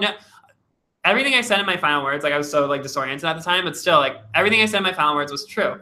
I have no ill will against any of the people that voted me off. Of course, I want none of them to win because if you write my name down, you shouldn't, like, it should be law. You shouldn't be able to win if you write my name down. But I did support like everyone once they were at the merge, and I think that they felt that like once I joined production, I get voted off. I walk, I go, like I get like a juicy juice and like a donut hole or whatever, and then. That was a donut hole wasn't there. I don't know. I get refreshments. Cupcake. I'm not being literal here. Cupcake. I get refreshments, and then I meet with Corey. I talk with Corey a little bit. He's Corey, and then no, good choice, Joey. Connor's awesome. Connor's super awesome. And then like I'm just like, okay. I was still very disoriented about my being voted out because I wasn't really sure what happened. I was completely blindsided. I wasn't feeling like that sad about it. Of course, no one likes to lose, but I wasn't supposed to play in general. So I think I out of probably everyone, I think I got the most used to being a loser the fastest, if that makes any sense. I was the most efficient loser, but I didn't really want to dwell on it that much. So immediately I started walking around and determining what could I do. So they were having the merge feast at they merge next episode. Whatever. I said merge feast. I wanted this. It's a 16-person cast. And there's 10 people left. What's gonna happen? A double tribal. Yeah, you fooled nobody with that. Yeah, I will say. I fucked up. There are 2 tribal councils next week. There's that. Same length episode. He's giving spoilers. That's not. I said that from the beginning. Yeah. Well, we're both giving knowledge here. So anyway, after that, I'm just like walking around seeing what I can do. And I'm like realizing I go to the challenge area and I'm like, the paver stones are like in the bush, like right next to the next challenge. I'm like, no. This needs like the paver stones are done. We did the paver stones round 4. We need to move that away. I walk back to tribal council because everyone's gone from tribal council at this point. And I'm like, okay, we need to put, there were 6 stumps here because there were 6 people that went to the tribal that I was kicked off. There were 6 stumps. The next tribal's gonna have 10. We need to roll 4 more stumps up here. Let's go, people. I go to the urn. The voting urn still has 5 votes that say Brett in it. That doesn't need to be there the next time Hunter does tribal. So I was very militant and just like being a taskmaster and moving shit and really making sure that I really hated there being lag time between certain parts where it was like, okay, we did the challenge like an hour and a half ago. Like, let's get to tribal already. Like, I wanted things to move as fast as possible. So I didn't want there to be any reason for any delays. So any opportunity for there to be less delay, I would try to eliminate that problem. So I'd clean up tribal really quickly. I'd move stumps over to the jury immediately after tribal. I would set up next challenges immediately. Once they get to the merge camp, I'm cleaning trash out of the Wilkeson and Carbonado camps that are now defunct Oh, here's an insider tip. Carbonado camp becomes the jury camp. So like the tent was still there, and then we were all just like hanging out there. And the first 2 jurors and the next person voted off. We all slept in the tent together for night 2. And then of course, what in case nobody figured out, so they merged not at the Wilkeson camp, not at the Carbonado camp, but they go to an entirely new camp. Yeah, new location. Welcome to Barramundi, if you will. It's pretty. It's actually the confessional areas for this tribe, for the merge tribe, is really cool. They're really cool looking. So yeah, I'm sorry. I don't even remember. Oh, I remember the color now. I'm good. Okay, blah blah blah. Yeah, spiders. Yeah, you all knew. Yep. Fouch, you were not fooled. If you were fooled, you don't apply for season 3. Brett, do you have any idea that you were going to be blindsided? Most people from Real Survivor aren't 100% blindsided. They somewhat felt it coming.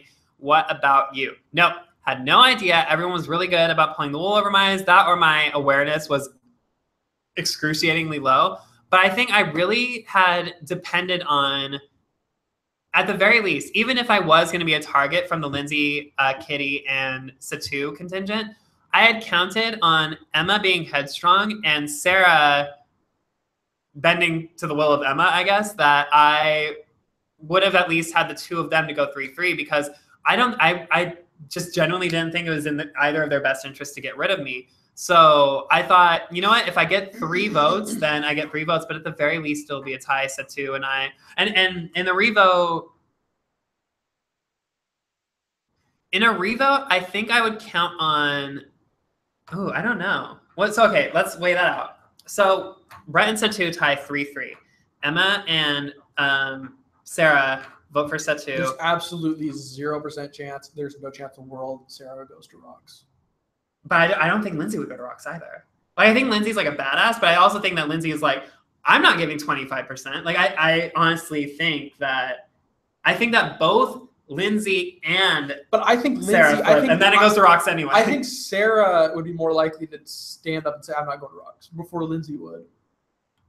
Lindsay seems more as if she would stick to her guns for at least a little bit, and then if nobody's budging, she'd flip. So you think that Sarah's backbone was weak, that she would just fold?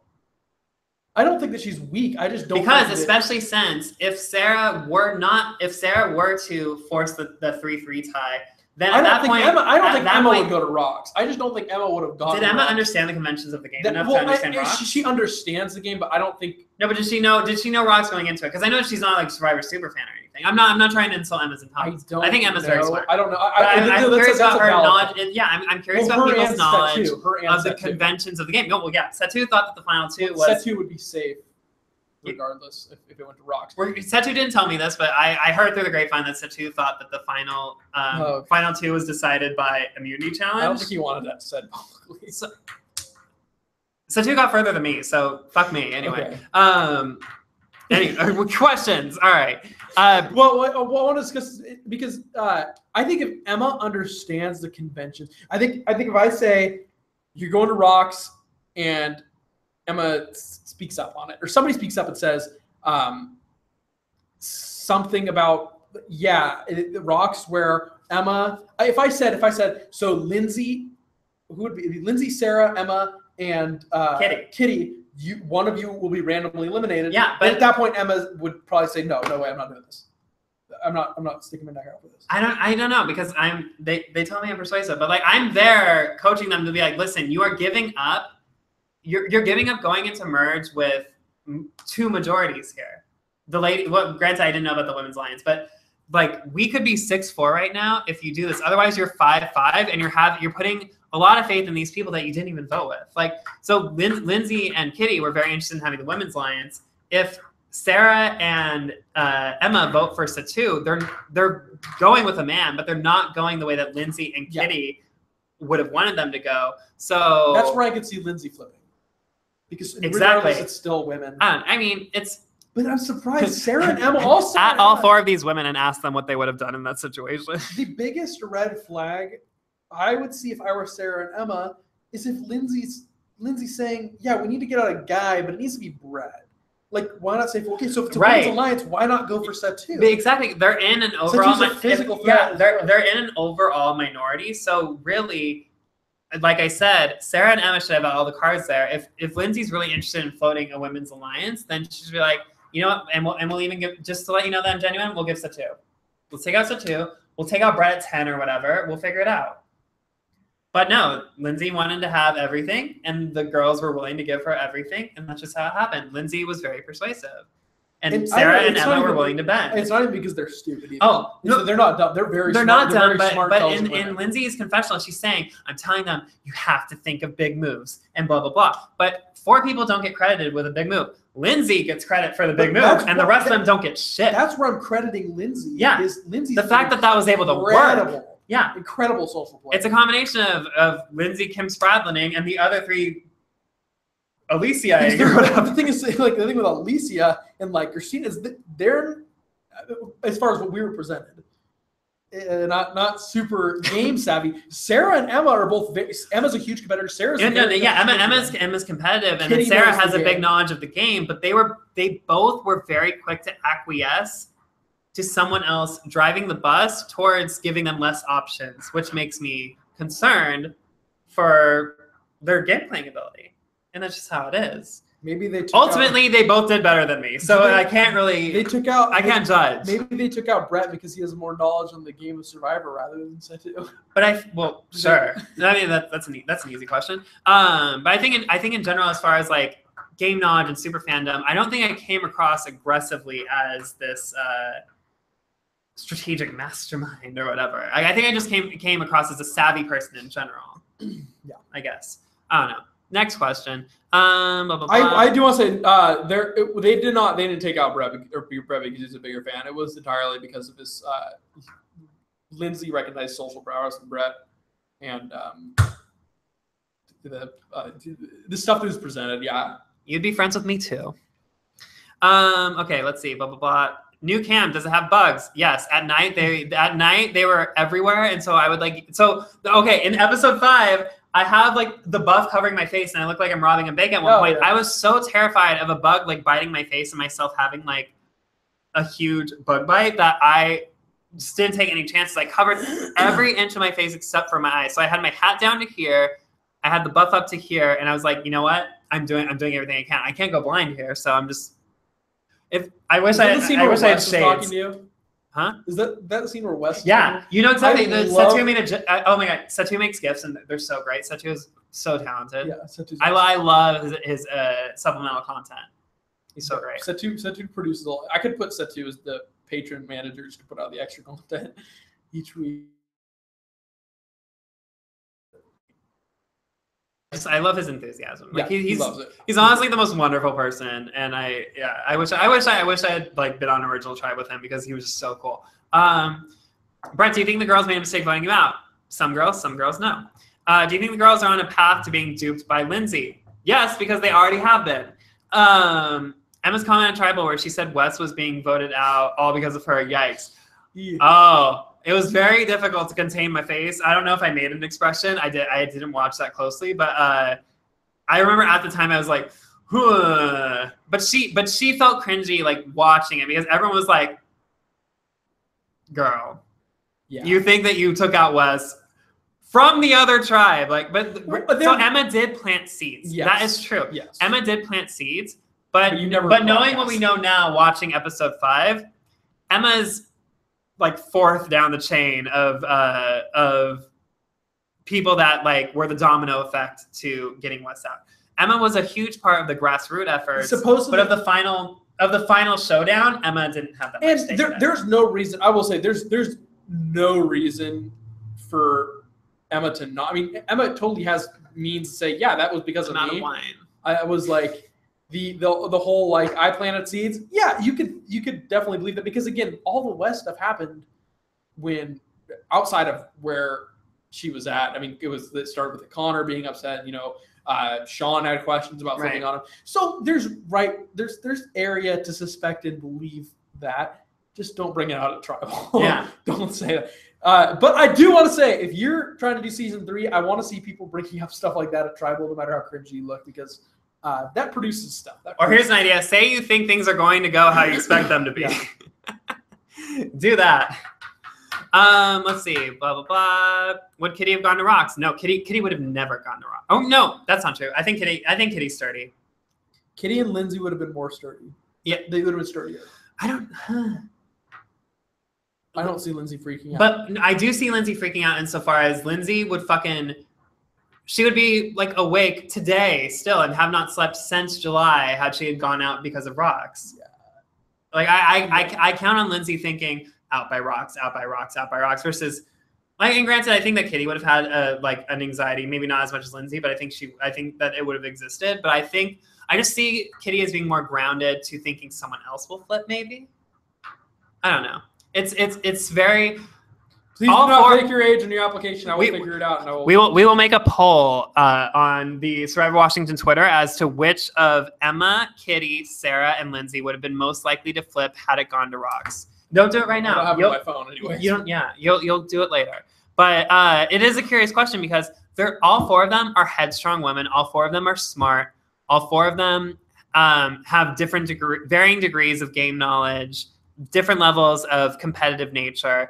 And so it is very interesting to me who you guys think who would have been the most likely to flip, or maybe a fifth option, no one flips. Maybe, who knows? Let's see. Blah, blah, blah, blah, blah.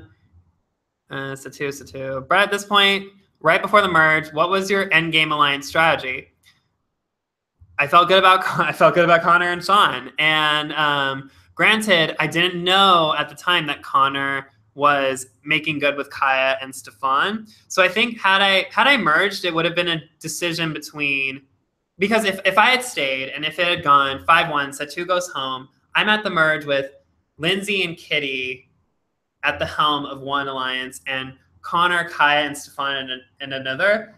I think I would have had a decision to make as to which direction is going to be more beneficial to me. I'm not sure. Naturally, I would go towards Connor, but I think had Lindsay and Kitty put the faith out there to be like, we're going to vote out Satu, Satu's gone, it would have been an interesting avenue to go down because Lindsay was very fun and interesting to talk game with. And so I really would have had a lot to evaluate at that point. So it's such a grab bag at that point because there would have been two major alliances forming had I made it to the merge, and I wouldn't have been the kingpin of either. And I think Sean, myself, Emma, and Sarah would have had decisions about where to put our allegiance, and then Erica as well. I think Erica would have also been fluid. And then once one side started to gain more traction than the other, there's the majority.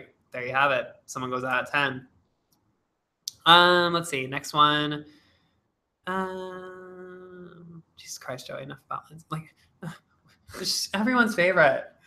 I had exactly one YouTube fan saying like, "Oh my God, Brett is officially my favorite," and then like 2 episodes later on YouTube, he's like, "Lindsay and Kaya are my favorites." I'm like, I had one fan. I fucking lost them. I was so mad. I have a Twitter fan though. I have one Twitter fan. She has a name. It's on my phone's over there. I don't use that word. I mean, like a Stan account, like Brett. Yeah, no, not like that. But I don't use that word in general. An appreciator of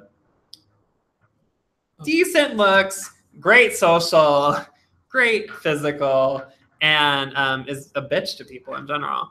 Let's see where we got. Kaya and Lindsay are still good though, right?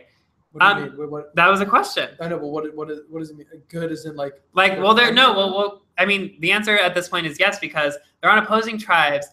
Lindsay is talking to Stefan. Lindsay threw the challenge to Kaya. Yeah. So Lindsay is making moves because she has a lot of faith in Kaya at the moment, and so she's talking to Stefan, trying to secure Kaya's safety. So yeah, I'm assuming at this point they're still good. We'll see. I say yes. The 2 alliances, what? There are no 2 alliances right now. Yeah, no. I'm saying if I had stayed, there would have been 2 growing alliance or 2 startup alliances, if you will. Well, because you got to look at it this way. Right now, Carbonado is completely united. Right now, Wilkeson is completely united. Yeah, because once Wes was gone, it was less fractious between the Wes and the Connor dynamic. So original It's so fluid. Carbonado would have been a lot more sturdy, but also we had been separated for, we spent the night apart after 3 a.m.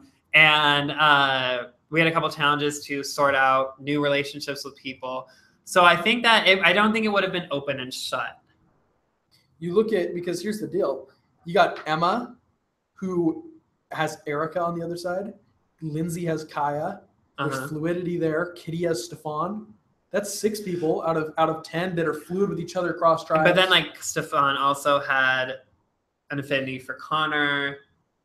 Sean has an affinity. Sean's cool with me. He's cool with Sarah. He's cool with Connor. He's cool with lots of people. Yeah, there's a lot of room for divergence here. I'm hyping up this merge episode, and the reason I'm doing 2, I am too. The reason I'm doing 2 is not because there's a boring one. I'm doing them because we have to have 12 episodes, and I have to have a double boot somewhere. Wait, why do you have to have 12 episodes? Because the finale is set for a certain date. Oh, okay. November 18th. So so there needs to be a double boot episode, and it's much more convenient to do 2 in 1 rather than do 2 episodes on one Sunday. And this is a good one. This is a really good one. I do want to read my dad. I didn't know my dad was even like watching. He like I would like send him like links or whatever, and to my mom as well. But I didn't think like either of them would watch. It's like it's not like what they would usually do. I mean, granted, my mom is a Survivor fan, but she's not very technologically savvy. She doesn't watch a lot of things on YouTube in general. My dad did say something though on a photo I posted today of me walking away from like the tribal set, and I wanted to read it just because it made me happy. My dad says, so I was wearing the Harley Quinn Suicide Squad t-shirt that says Daddy's Little Monster, and my actual daddy, my actual father, he comments, as Little Monster's daddy, I want to let him and everyone else know how proud I am of my son and his passion for playing the game and loving his Survivor competitor peers. Also, congratulations to all who are competing. What cool people. Peace. It remains to be seen whether my dad will continue to watch. I'm not sure if he will, but I really like that he did also give like goodwill to everyone else that was competing. It was a really good group, really good cast, really good cast. Yeah, and I was so grateful that my dad was like watching and cheering me on. Yeah, it's good to have supporters in there. He didn't like that I would give you shit though. He didn't like that I would heckle you. What was your thoughts as it was happening as I was giving you? I actually liked it. I enjoyed it. I thought it was good. There was one time you actually might have been on crew when you did this, and I was just kind of not having it. But possibly, it's very likely. So to answer the double boot episode, yeah, it's 2 tribals in a standard length episode. It'll go like merge scene challenge or merge scene, merge challenge. Because here's what happened. The merge happens at the immediate start of the episode. So that takes out 1 scene. They don't even get to their camp. They go right to a challenge because we're low on time. So we're just pushing things by. So it goes merge feast to challenge to scene to tribal council to challenge to scene to tribal council. Did you follow that? Yeah. All right. I can't. There's just not enough footage, and it's good footage. There's good stuff. It's just it was so fast that it's just easier to condense this one so we can give you guys longer episodes. We have to make 1 episode short, so it'll probably be about around 50 minutes though. Like it'll be around 50. It'll be about the length of the first episode. So also, Joey, Erica is a legend. I'm just adding that. Oh. He's saying he won't shut the fuck up about Lindsay. There's still 9 other people there. Let's see. Brett's dad for Survivor Washington 3. No, he has a bad back. He wouldn't travel there. But I do know there's a Washington local. His name is Trent that I do want to apply. I know Trent. For season 3. You know Trent? He was gonna apply for season 1. Well, he should apply for this one. He has a good head on his shoulders, and he's very smart. Is he watching right now? I don't know. He probably. Well, no, wait. Here in the chat, I don't know. Satu asked, "Hey Joey, are you a fan of Lindsay?" I fucking love this. Yeah. So that was. I mean, my game was 6 short episodes. I had a lot of fun. I met a lot of people that I otherwise Probably would have never met. I can't even picture when I would have met Satu in my life if it weren't for Survivor Washington. So there's zero chance that happened. Yeah, so 11th place, but I felt like I moved forward in life by doing this experience. We did get a shout out on our app. Wait, we did? Yep. I was gonna. Oh, how's my confessional account? He's looking up like random things. I don't know. I just thought 11. I have That's good. Yeah. You get double digits. So I think it's an ugly confessional count right now. All right, so Wes has 19 confessionals, lasted one episode shorter than me, and I have 8 confessionals less than him. To be fair, Wes also got. No, Wes had a lot going on. The police are outside. There's fires happening everywhere. You know, the United States is doomed. You know who our president is. We don't need to make this political. Let's see. Blah blah blah blah blah. I'm looking at the confessional count. Who has the most? Lindsay has 26. That's an obscenely high count. Nope, take that back because I forgot that. Oh, 27? 27. Jesus Christ. It's the challenge confessional. I didn't include that in the count. She got 10 confessionals last time. What we learned is that we're spending a lot of time on Lindsay. And what are your other windows? Where did everyone go? No, hold on. I got you. What were you doing? Well, what I was trying to figure out where. This is what it was. There are 3 questions. This guy Oh shit! Paradox on Twitter. Dalton. He applied. He okay. applied for season 3. He's from Alaska. I told him to talk about Sarah Palin in his application because that's what I would find interesting. Somebody talk about Sarah Palin. Okay, well, he's asking questions people already asked. How come you didn't attempt to swing the votes to Lindsay? Because I thought I was good. Easy. Nothing chaps people's asses more than when you're in a good position and then you start to like politic and campaign like you're in trouble when you're really not in trouble. I didn't think I was in trouble, so I wasn't going to start trouble for no reason. Yeah. People started to worry about Lindsay this episode. The edit makes it seem like you didn't put up much of a fight. I didn't think the fight existed. There were 2 fighters in the ring, and I got beat up being in like the 5th row of being a spectator. Yeah. So that's where I was at. So I didn't think that I was even in the fight, and then the fight happened, and I lost because I thought I was fighting later. I don't know. People did start to worry about Lindsay this episode. A lot of people commenting on YouTube and stuff that, you know, Lindsay's been driving the bus, and Lindsay has all the confessionals. And you didn't chuck her on out like you said in your. I did not. I did. Yeah, like I did in my Meet the Cast video. He deleted this. Yeah, people were really starting to get concerned about the prevalence of Lindsay's camera time and content is, you know, potentially a decoy, potentially a winner edit. People are kind of divided as to how successful she will be. At the moment, she is the kingpin. Will the kingpin reign forever, a la Kim Sprodlin, or will the kingpin suffer a fall at some point, whether it's at Final 9, Final 7, Final 5, Final 3, you don't know. So keep your eyes out for Lindsay, though, because no matter what, the one thing that you can count on for Lindsay is that she's put her heart and soul into this game. She is playing hard. She does not care about her relationships insofar as she keeps herself as number 1. She's not concerned about your feelings. I mean, not on a superficial level. She's concerned on your feelings as like a human being. She's another human being. But she understands that I'm going to vote you out. And you're going to be okay with that later, and we'll talk, and it'll be fine. But I'm going to vote you out. And so you can count on Lindsay being a very professional game player for the rest of the season. What else we got? Lindsay, queen of 27 confessionals. Yes, we know, Joey. God damn it. Lindsay, Joey, talk about, give me another name. Who else is there? Kitty, talk about Kitty. Not really anybody. I'm pretty sure she's Lindsay at this point. Lindsay is the only person on this cast? Yeah. Fuck. I can't believe that I'm second place and that Lindsay is the only person remaining on this entire show. Who was it told me they're an ironic Erica stan? Jaden, I think. It astonishes me though because I was a huge fan of Erica because I love Erica. Had so much like wisdom. She to her. hasn't been as involved as everybody else in the game up until this point. Yeah, that's the reason she hasn't been getting many confessionals. She just. But no one's going after Erica. Yeah. So really good. Watch that space. Confessional counts. Here's an idea, Fouch. Watch the episodes. Take the counts. Yeah, you count them. Brett, do you think the girls made a mistake in voting out? Some girls. Do you think the girls are on the path? No, I already answered that. There's no problem with floating. That wasn't deleted. There's no problem with floating at all. And Joey, Erica is ARICA. The A stands for anarchy. Is it really? That's what she told us. That's why we thought Erica was so cool. She put the anarchy symbol on her buff, on her merge buff. So it's Arica, and we're like, oh, that's an interesting way of spelling it. But her like birth name is Erica with an E, like spelled like Joey did in the chat just now.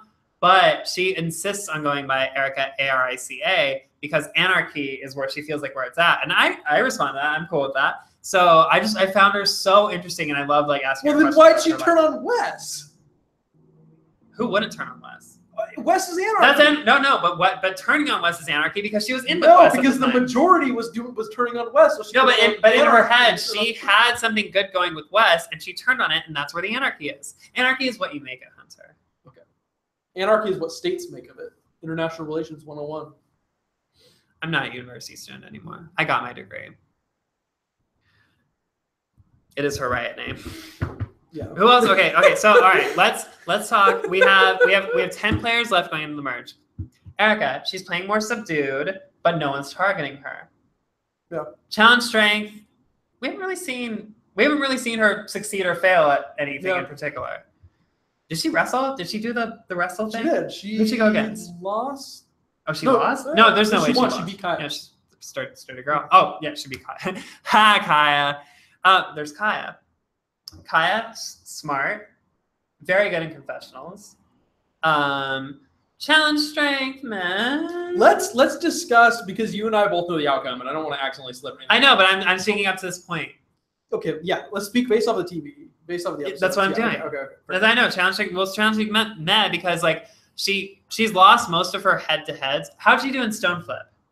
How'd she do in stone flip? Oh fuck! That was the 3-hour-long wrestling challenge. She lost in that. Okay, so yeah, so she's lost a lot of her bouts, but she's put up like a good fight. It hasn't been like a blowout for Kaya, except for maybe the wrestling against Erica thing. All right, so we'll just go girls. Let's go with girls because the season. Lindsay's challenge prowess, I don't think has been particularly proven, but she's been dictating a lot of the social aspect of the game. Like she's strategic. Who's she in control of? She's in control of Kitty. Well, according to her, she controls Kitty, Satu. She controls. Well, she has a partnership with Kai. I think that's been like the one thing, like, is that she hasn't really ruled with Kaya as a controlling bit. Where Kitty didn't want to vote out Shrek. She wanted to vote out Kaya. She controlled Kitty. So she's had a leash on those two. Kaya's it's been more of a collaboration. Which Kaya stated in the first or second episode. She said, "Who's left? Oh, Stefan. Stefan. I don't think Stefan necessarily defers to Lindsay, but he doesn't necessarily. Kitty though. Yeah, exactly. So it's the hierarchy is Lindsay and Kaya are at the top. Kitty and Satu are subordinates, and then Stefan is Kitty's subordinate. And then that's the old Wilkeson hierarchy of power at the moment. It's like, yeah. Stefan hasn't asserted himself necessarily in like a leadership role or as a dominant force. So Stefan has the potential to go far and come to his own once the people that he's latched onto get voted out potentially. We skipped Emma. Well, we skipped. Well, I'm talking. I thought we were just doing women. No. We're not. Oh, well, we were originally, and then we started talking about old Wilkeson. As this entire chat is gone, we start on one thing. Yeah, no, we usually do. It's all tangential. You know what? This will be on YouTube. You can watch it, even if you're already here. Let's see. Kitty has her own ideas. Kitty's been waiting for the right time. Will the right time come? Will the right time come for Kitty to leave before she finds the right time? Yeah. So we'll see. We'll see how well her beat is on the pulse. Satu, I don't know. Satu's a wild card, and so I'd say Satu's been more of a floater than Eric. Well, yeah, because he's the beefy guy that hasn't been targeted by people, except for me, more of a decoy. Except for the people that go, yeah. Except for me and was it Corey? Corey, I think also voted for Satu. Corey. Yeah. Anyway. So, like, Satu's not in, like, immediate danger insofar as he's been subservient. Satu's able to fit. Like, he's able to just kind of, like, with Lindsay, he just kind of slid in. He went from being on the bottom of Wilkeson. Well, yeah, but Kitty thinks, like, he will do what I say. He's Harvey's pet dragon. Like, he will do whatever the fuck I want him to do. Satu wouldn't, like, Lindsay's concerned about who can I control? And not so much of who will do what I want them to do, but who is least likely to turn against me. And Satu is the least likely to turn his back on Lindsay because he feeds off of, I did such a good job for doing what I did with just now. Please do not dispute with the two people that were actually there in editing the series on who does what. Let's see. What am I get? Satu's definitely not a meat shield. I'd say Emma's a meat shield. And it's been made clear that you made it clear that Emma is a meat shield. Emma at the time, and Wes were like my meat shields. Wes is a meat shield. Satu, nobody's been like, oh, Satu, I'll put him in front of me and let him take the bullets. Except for Lindsay. Because she's like, I can control him and he'll be a man, but he'll be the last man that we get rid of kind of thing. Yeah, I guess to an extent. And I think that Emma's starting to wise up to that, to be like, but I want Satu as my meat shield. I think that Satu could help me take out some of these women. Because I can beat them all, but also Satu could probably win some things. Let's see. Kitty, it's all about timing. Let's see. So Kitty, Lindsay, we've discussed. Stefan, we've discussed. Who are the other people on this fucking tribe? On Wilkinson? Yeah. No, Old Wilkinson. So Satu, we already discussed. Satu, Lindsay, Stefan, Kitty, and Kaya. We already discussed. Okay, so we're done with them. Connor is coming into his own, as we've seen in episode 5. Yeah, he's building momentum. We'll see he's out of his cocoon. We'll see if going into individual challenge, I don't have a lot of hope for him. Or he's in his cocoon. What do you mean? Or is he out of his cocoon? Is he a butterfly? He's not a butterfly yet, but I feel like he's done being the worm. Yeah. He's done being the worm. He's not a larva. He's hardening. He's like being fucking Rorschach from Watchmen. You should have struck first. Yeah. I got such vibes from that. Connor, I feel like is building. So granted, I feel like immunities aren't going to be his best friend, but people aren't going to see him as threatening either. And I think that like Connor's been one of the more stable people in terms of sanity and being calm. Like there are a lot of people that like Lindsay's good at strategy, but oftentimes she'll come off as frantic and bulgy-eyed or whatever. Yeah. And same with Emma, where she can be kind of intense. Connor is a source of calm, sanity, reason, and I feel like people gravitate more towards that in times of merge and uncertainty, where it's like there's 10 people, anyone can go, it could be me, and Connor's just chill and not freaking out, and I think people might gravitate towards that. Erica, people say she's floating. Other people say she's social. We have 3 people left. That is Sean. Sean is tall. Sean has a good leg stride like I do. Sean might be seen as a physical competitor. He hasn't really pissed anyone off, but also he's kind of on the periphery as far as allies because he had a good ally in Wes. I'm not really certain if going with the Wes blind side was in his best move. I think if I were Sean in that situation, I would have slipped to Wes that look, they're gonna vote you out, use your idol. Wes gets rid of his idol. In reaction, Kaya possibly plays her idol. I don't know if Sean did Sean know that Kaya had an idol at the time? Yeah. Oh my god. If I were Sean, I totally would have gone for the chain reaction. Like, I don't have an idol. Let me chain reaction the fuck out of this. Let me get all the idols out of play. And because I don't have one, I don't need an idol to be used against me. So I would have totally, if I were Sean, fed it to Wes. They're coming after you because. At that time, no, I don't think Sean knew. I think Sean knew afterwards. Oh, afterwards? Okay. Well, anyway, I still would have, because you tell Wes flushes his own idol, which is something that can't be used against you later.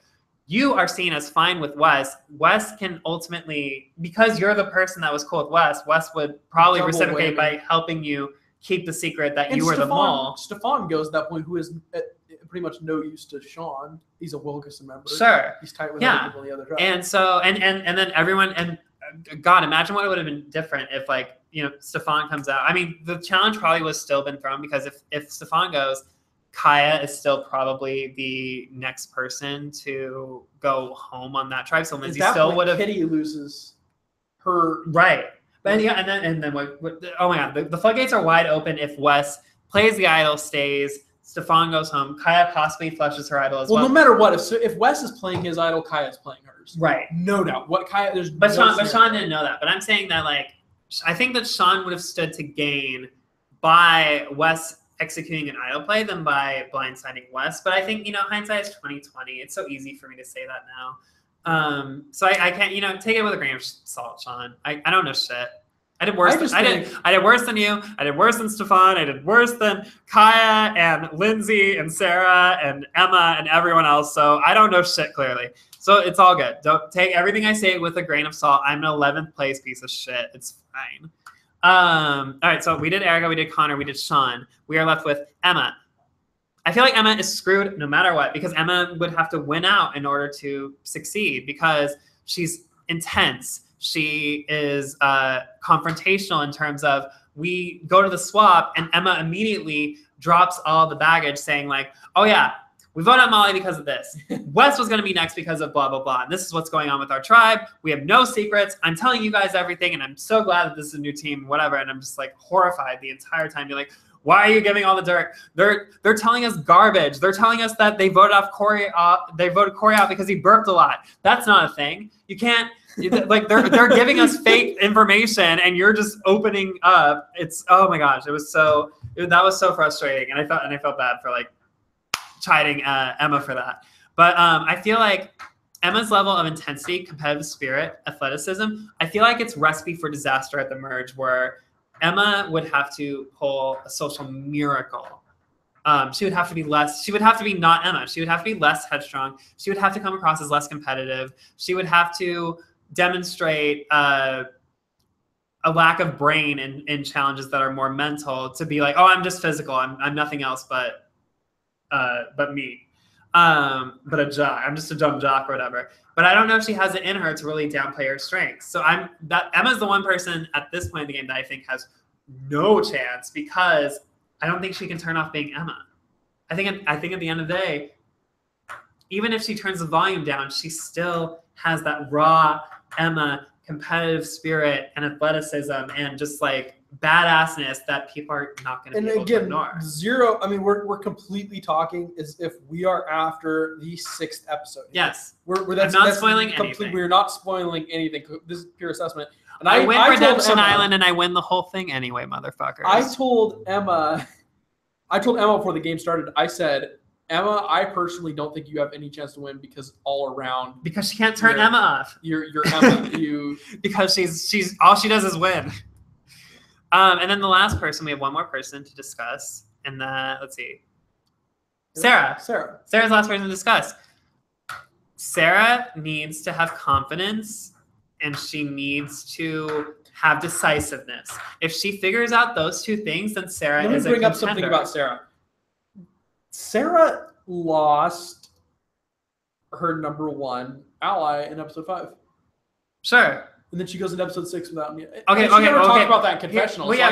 So here's my question for you, is because at the time when it was episode 4, and if we had lost, Wes would have gone anyway. And what would have been her next move? I'm not really certain. But was she going to flip on Wes if she knew the majority was going against Wes, and Wes didn't have the idol yet? What was going to happen? I mean, I guess I would have to ask Sarah. I can when we boop boop beep boop, I can talk to Sarah whenever I want. But I'm curious what her move would have been, what her new primary allies would have been, what her plan was going forward. I think because like she kept her cards fairly close to her chest for most of it, and she wasn't particularly decisive. It was very difficult to get a read on her. That's why she wasn't particularly useful for me. There it is. So are you Washington Lindsay fan? Sarah's a wild card? That's not Sarah. There's the account we've been looking for. Sarah, the specific named account I mentioned earlier. Get a job. I'm a bitch, I told you. Okay. We missed like so many. There were so many. Okay. Blah, blah, blah. She got blown out by Lindsay during the stone flip. Was that Erica? I don't know. Did anyone with whom you played surprise you, whether positively or negatively, after watching them in weekly episodes? It's funny that you should say that, because I posted the picture of me like walking away from tribal council after getting voted off, and this girl Nicole, who is a ex-fiance of one of my good friends in Arizona, who like I haven't seen in years, she goes, "What was the biggest takeaway that you took from this?" And I said that success can be found in the least likely of people, and that people that appear meek and worthless have an inner strength to them that you might not realize at the time. So it's very unfortunate to not, it's very prudent that you don't count anyone out. And that was my big takeaway, is that you never count anyone out. You never claim anyone as drawing dead.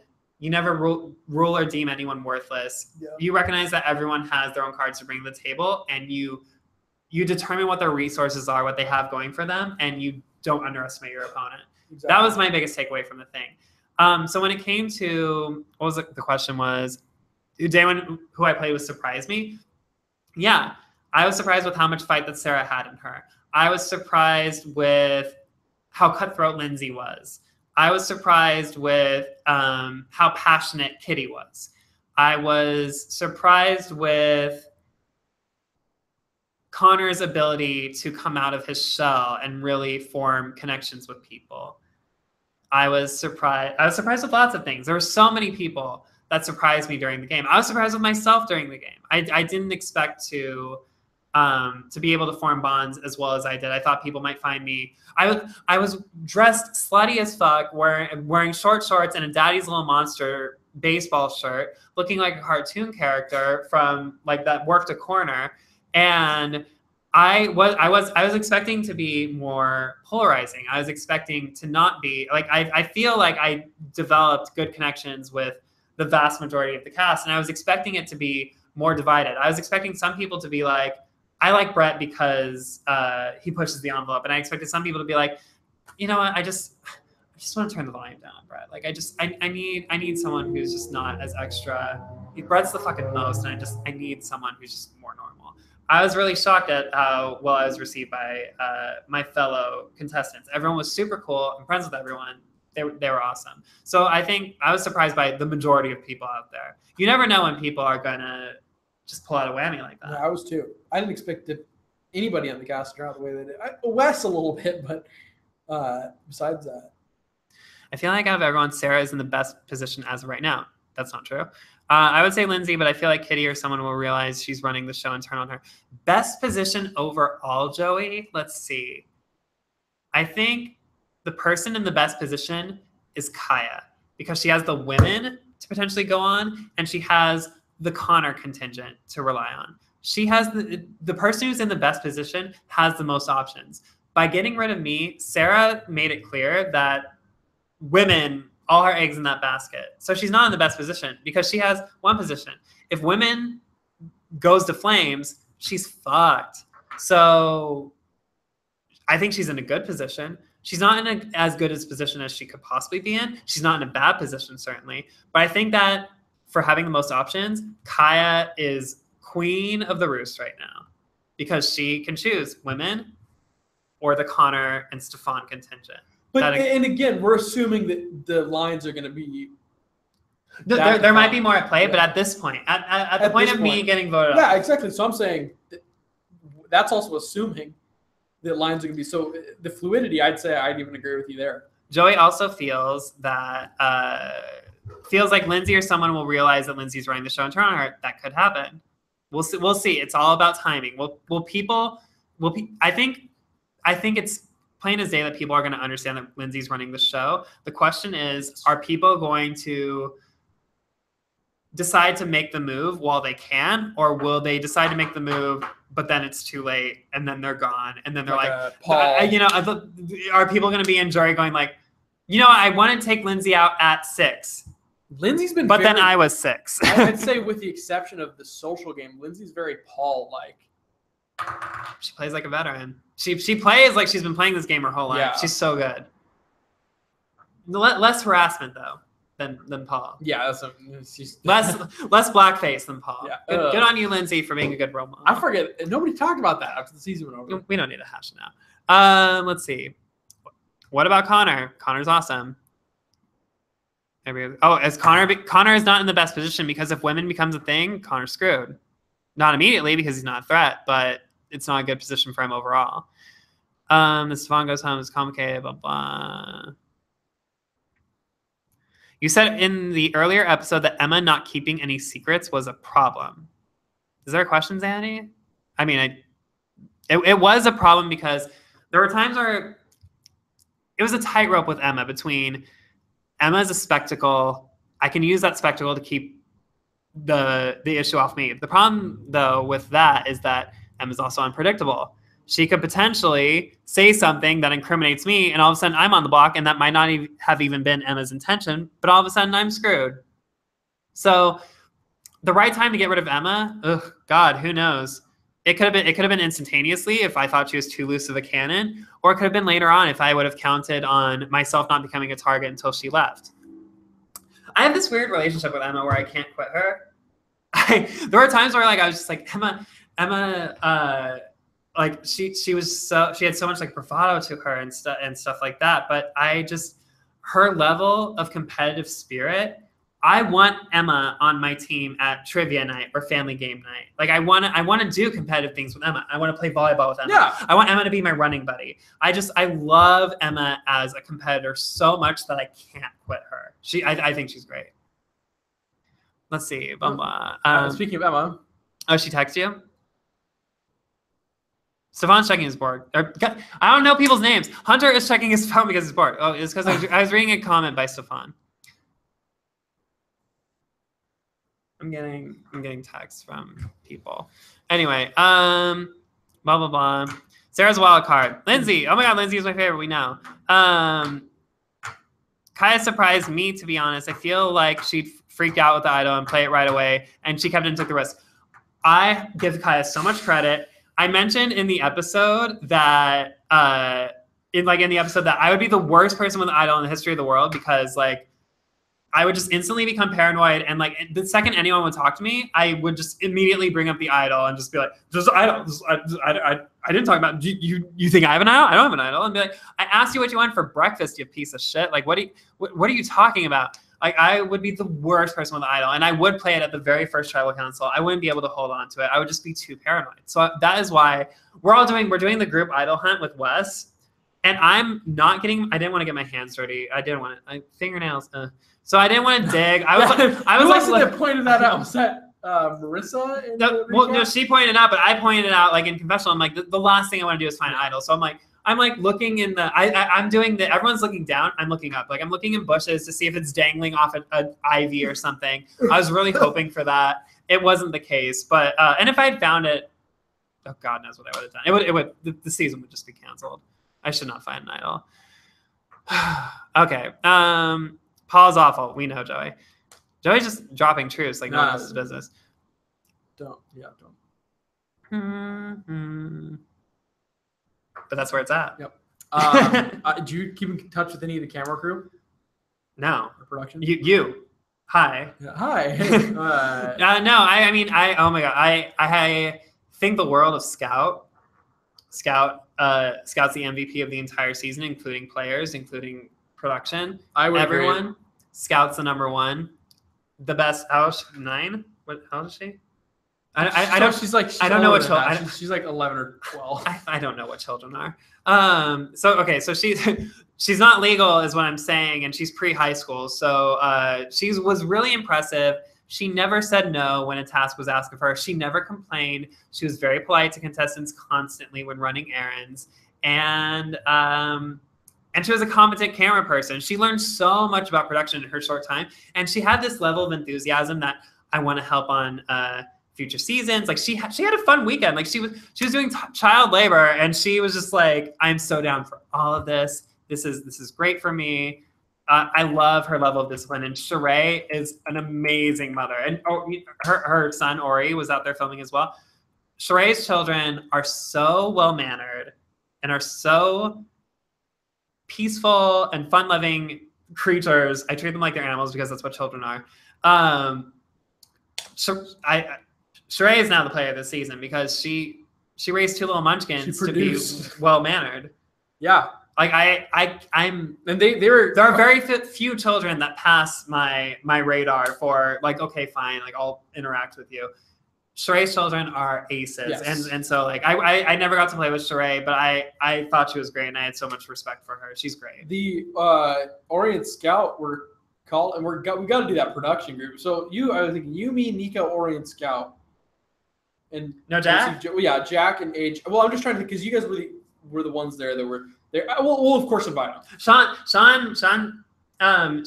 was when he was in confessional with Scout, and then like Scout was trying to learn focus at the time. Stop. Scout was just like, I don't, and then Sean takes the camera from Scout, and then he's like, no, you press this button here, and then after that, Scout was like, I learned a thing. No. Okay, so the issue the issue I had with that, because that was the whole thing where I was like, what the fuck did you do? I was like all concerned, and I had to talk around the cast, and I was like, who taught Scout how to use the camera like this? Well, because at first, like all the confessionals were blurry, like mainly maybe around like episode 2, like some were blurry, some were not, and it was like still like a learning curve with the crew. Well, Sean taught, and then all of a sudden it was like perfect. He taught Scout how to use the camera, which led to Scout messing with the saturation. So the next few episodes, there's like one camera that's way more saturated. And it looks cool. It looks really pretty. But like one is super saturated. And then the rest are all just like normal. And I'm like, okay. Yeah, whatever. Do we have anything else? But no, so the production, we will for sure do a production. Anyways, back to, so Orting and Scout, they were called upon the morning of. They were the morning of, because we walked. Because when you can't have adults running your cameras. Because their dad lives on the farm, and so we went to his house, knocked on their door, and was like, "Orting, Scout, we need you." And Scout's like, "Is it okay if I haven't brushed my teeth yet?" And we're like, "Yeah, get out of here." That's such a funny question. Okay, so Joey asked, how does confessionals work? Do you each get a set time? No. Hunter called people when he wanted to call people. Jack sometimes at the other camp when it was divided between Hunter and Jack. Hunter found it important to be present for confessionals because he wanted to make sure that he wanted to remain abreast of everything that was happening at camp so that he could ask worthwhile questions at challenges and at tribal. He didn't want to be Julie Chen and show up to the eviction like not really knowing what's going on and getting like I just want to pause and say I love how Jaden comes back purely just to shoot down the twist ideas. Well, his reasoning is really correct. I know. He said time constraints will make it possible, and that's absolutely true. Oh my god. Jaden's like, we would need 5 days to run Redemption Island. Yeah, Redemption Island, that'd be terrible. I'm not. No. Redemption. Doable if you had Jaden, we're debunking this right now. Redemption Island is just war. We have a deck of cards. You flip a card, you flip another card. That's it. Person stays. It's all chance. It's crapshoot Redemption Island. Yeah, it's a roulette wheel. I hate that. It's a Vegas theme for season 3. Look out for it. Out gamble. Anyways, yeah, confessionals, contestants are pulled back about 5 minutes at a time, unless your name is Emma and you talk for 12. And we could all hear her as well. Yeah, everybody. Well, I'm gonna make sure confessionals are farther away from camp next time because I need people to be louder. Mm-hmm. Because you have Connor. I keep saying Stefan. Yeah, so Connor does the Darth Vader. But also, like, it's like a combination between, like, because he's whispering because he doesn't want to be heard because he's smart and he's a game player. But Connor's trying not to be heard. So when the audio is concerned, you have Connor's like the baby of Darth Vader telling Luke that he's, the father and stuff. And then you also have Neil Armstrong landing on the moon. I think that's who did that. I'm not very educated. One of the Armstrong. It's one small step for man. One giant leap for mankind. That was so every time Hunter had to toy with the audio to make Connor louder to be audible, he would just sound like he was in a submarine every time. And people on YouTube are complaining like, you can't hear these people. And it's like, well, Connor just speak the fuck up if you're on season 3. Talk louder. Yeah, we want diary room screamers for season 3. Like, I don't give a shit. I'll wake everybody up right now. Be loud. Now. God. We're about to get complaints. We are. I don't give a fuck. I don't go here. What the hell do I care? My car's parked at where am I? Rubio's? Where am I at right now? You're in some. Yeah, I'm in like a fast food parking lot because the visitor parking here is shit. Yeah. They don't know that I brought wine though. Yeah, they do not. Against the law. But yeah, seriously though, if you're watching this and you're on season 3, please talk. I promise you. I promise. Even Emma at her absolute loudest, you couldn't make out everything she was saying. It was like blurred. You could hear like a voice, but just talk. Like this is fine. If you have a mic in front of you, this is perfect. Guaranteed season 3 will provide closed captioning for the deaf and hard of hearing. Not deaf. Right, if you are deaf, if you are dead, then that's an issue. I hate subtitles. I just want to say I hate doing subtitles. They're the worst part of editing. Nina Persh can hear you. Yeah. No, she can't. I don't have subtitles on. No, she has the implant. Chrissy Smith is pissed. Yeah, okay. I'm sorry. Super fan discussions. Overall, you know what? I had a fantastic time. It wasn't even supposed to play to begin with. All the friends. I think that I was competitive enough to like prove that I was worth casting to begin with, and I think that was kind of like a goal of mine to be like, yeah, motherfucker, you didn't cast me. Let me show you why you didn't cast me by being awesome. And I thought my presence was worthwhile. You were on the show. You know what happens. You appreciated my being there. No, I'm saying you guys were. You guys were out there. You're not listening to me when I talk. God damn it. Well, I'm responding. Was it worth having me there? Yeah. Thank you. Yeah. That's all I wanted to hear. Oh, you were asking me We're that? ending this now. Okay. Yeah, absolutely. No, it was. I was happy to have you as a character. I was sad to see you go early. But it was time well spent. It was a good time me out there. It was a good fill. I'm happy that I got that replacement that was good and added to the show. So, yeah, of course. Cool. Definitely. Listen, if you ever want to talk shit, I'm on Facebook. I'm on Twitter at Bravo Brett. You can be my 115th follower, probably. And he's on the Survivor Washington recap show. Oh, yeah. That's going to be a thing coming up. I will be speaking over other people that will also be trying to be speaking. Oh, one more thing. Emma and I discussed, because Emma and I are the biggest talkers on the whole cast. Yes. We joked that we would have a talk show called I Don't Like to Hear Myself Talk. And it stars myself and Emma. And we have guests on for our talk show, but then we are so busy, the two of us talking, that the guest doesn't actually get to say anything. The guest just sits there while Emma and I just banter and talk over them the entire time. So we'll have Nelson Mandela. We'll have Mandela as guest. He will not say a damn thing because Emma and is he dead? He's dead. Shit. Okay, who's not dead? Give me the name of a not dead person. Very good. George Clooney. We have George Clooney on. George Clooney doesn't get to say shit. When did Nelson Mandela die? You know what? This is sad. You know what? I gotta go, guys. I found out that Nelson Mandela is dead, and I'm fucking pissed. Yep. Okay. All right. Thank you all for watching. We'll be back this Sunday for episode 7 of Survivor Washington. Double boot. A double boot episode, and the name of the episode, Double Trouble. Here's your teaser. It does not have to do with 2 tribal councils. It does not have to do with Team Rocket being there either. No.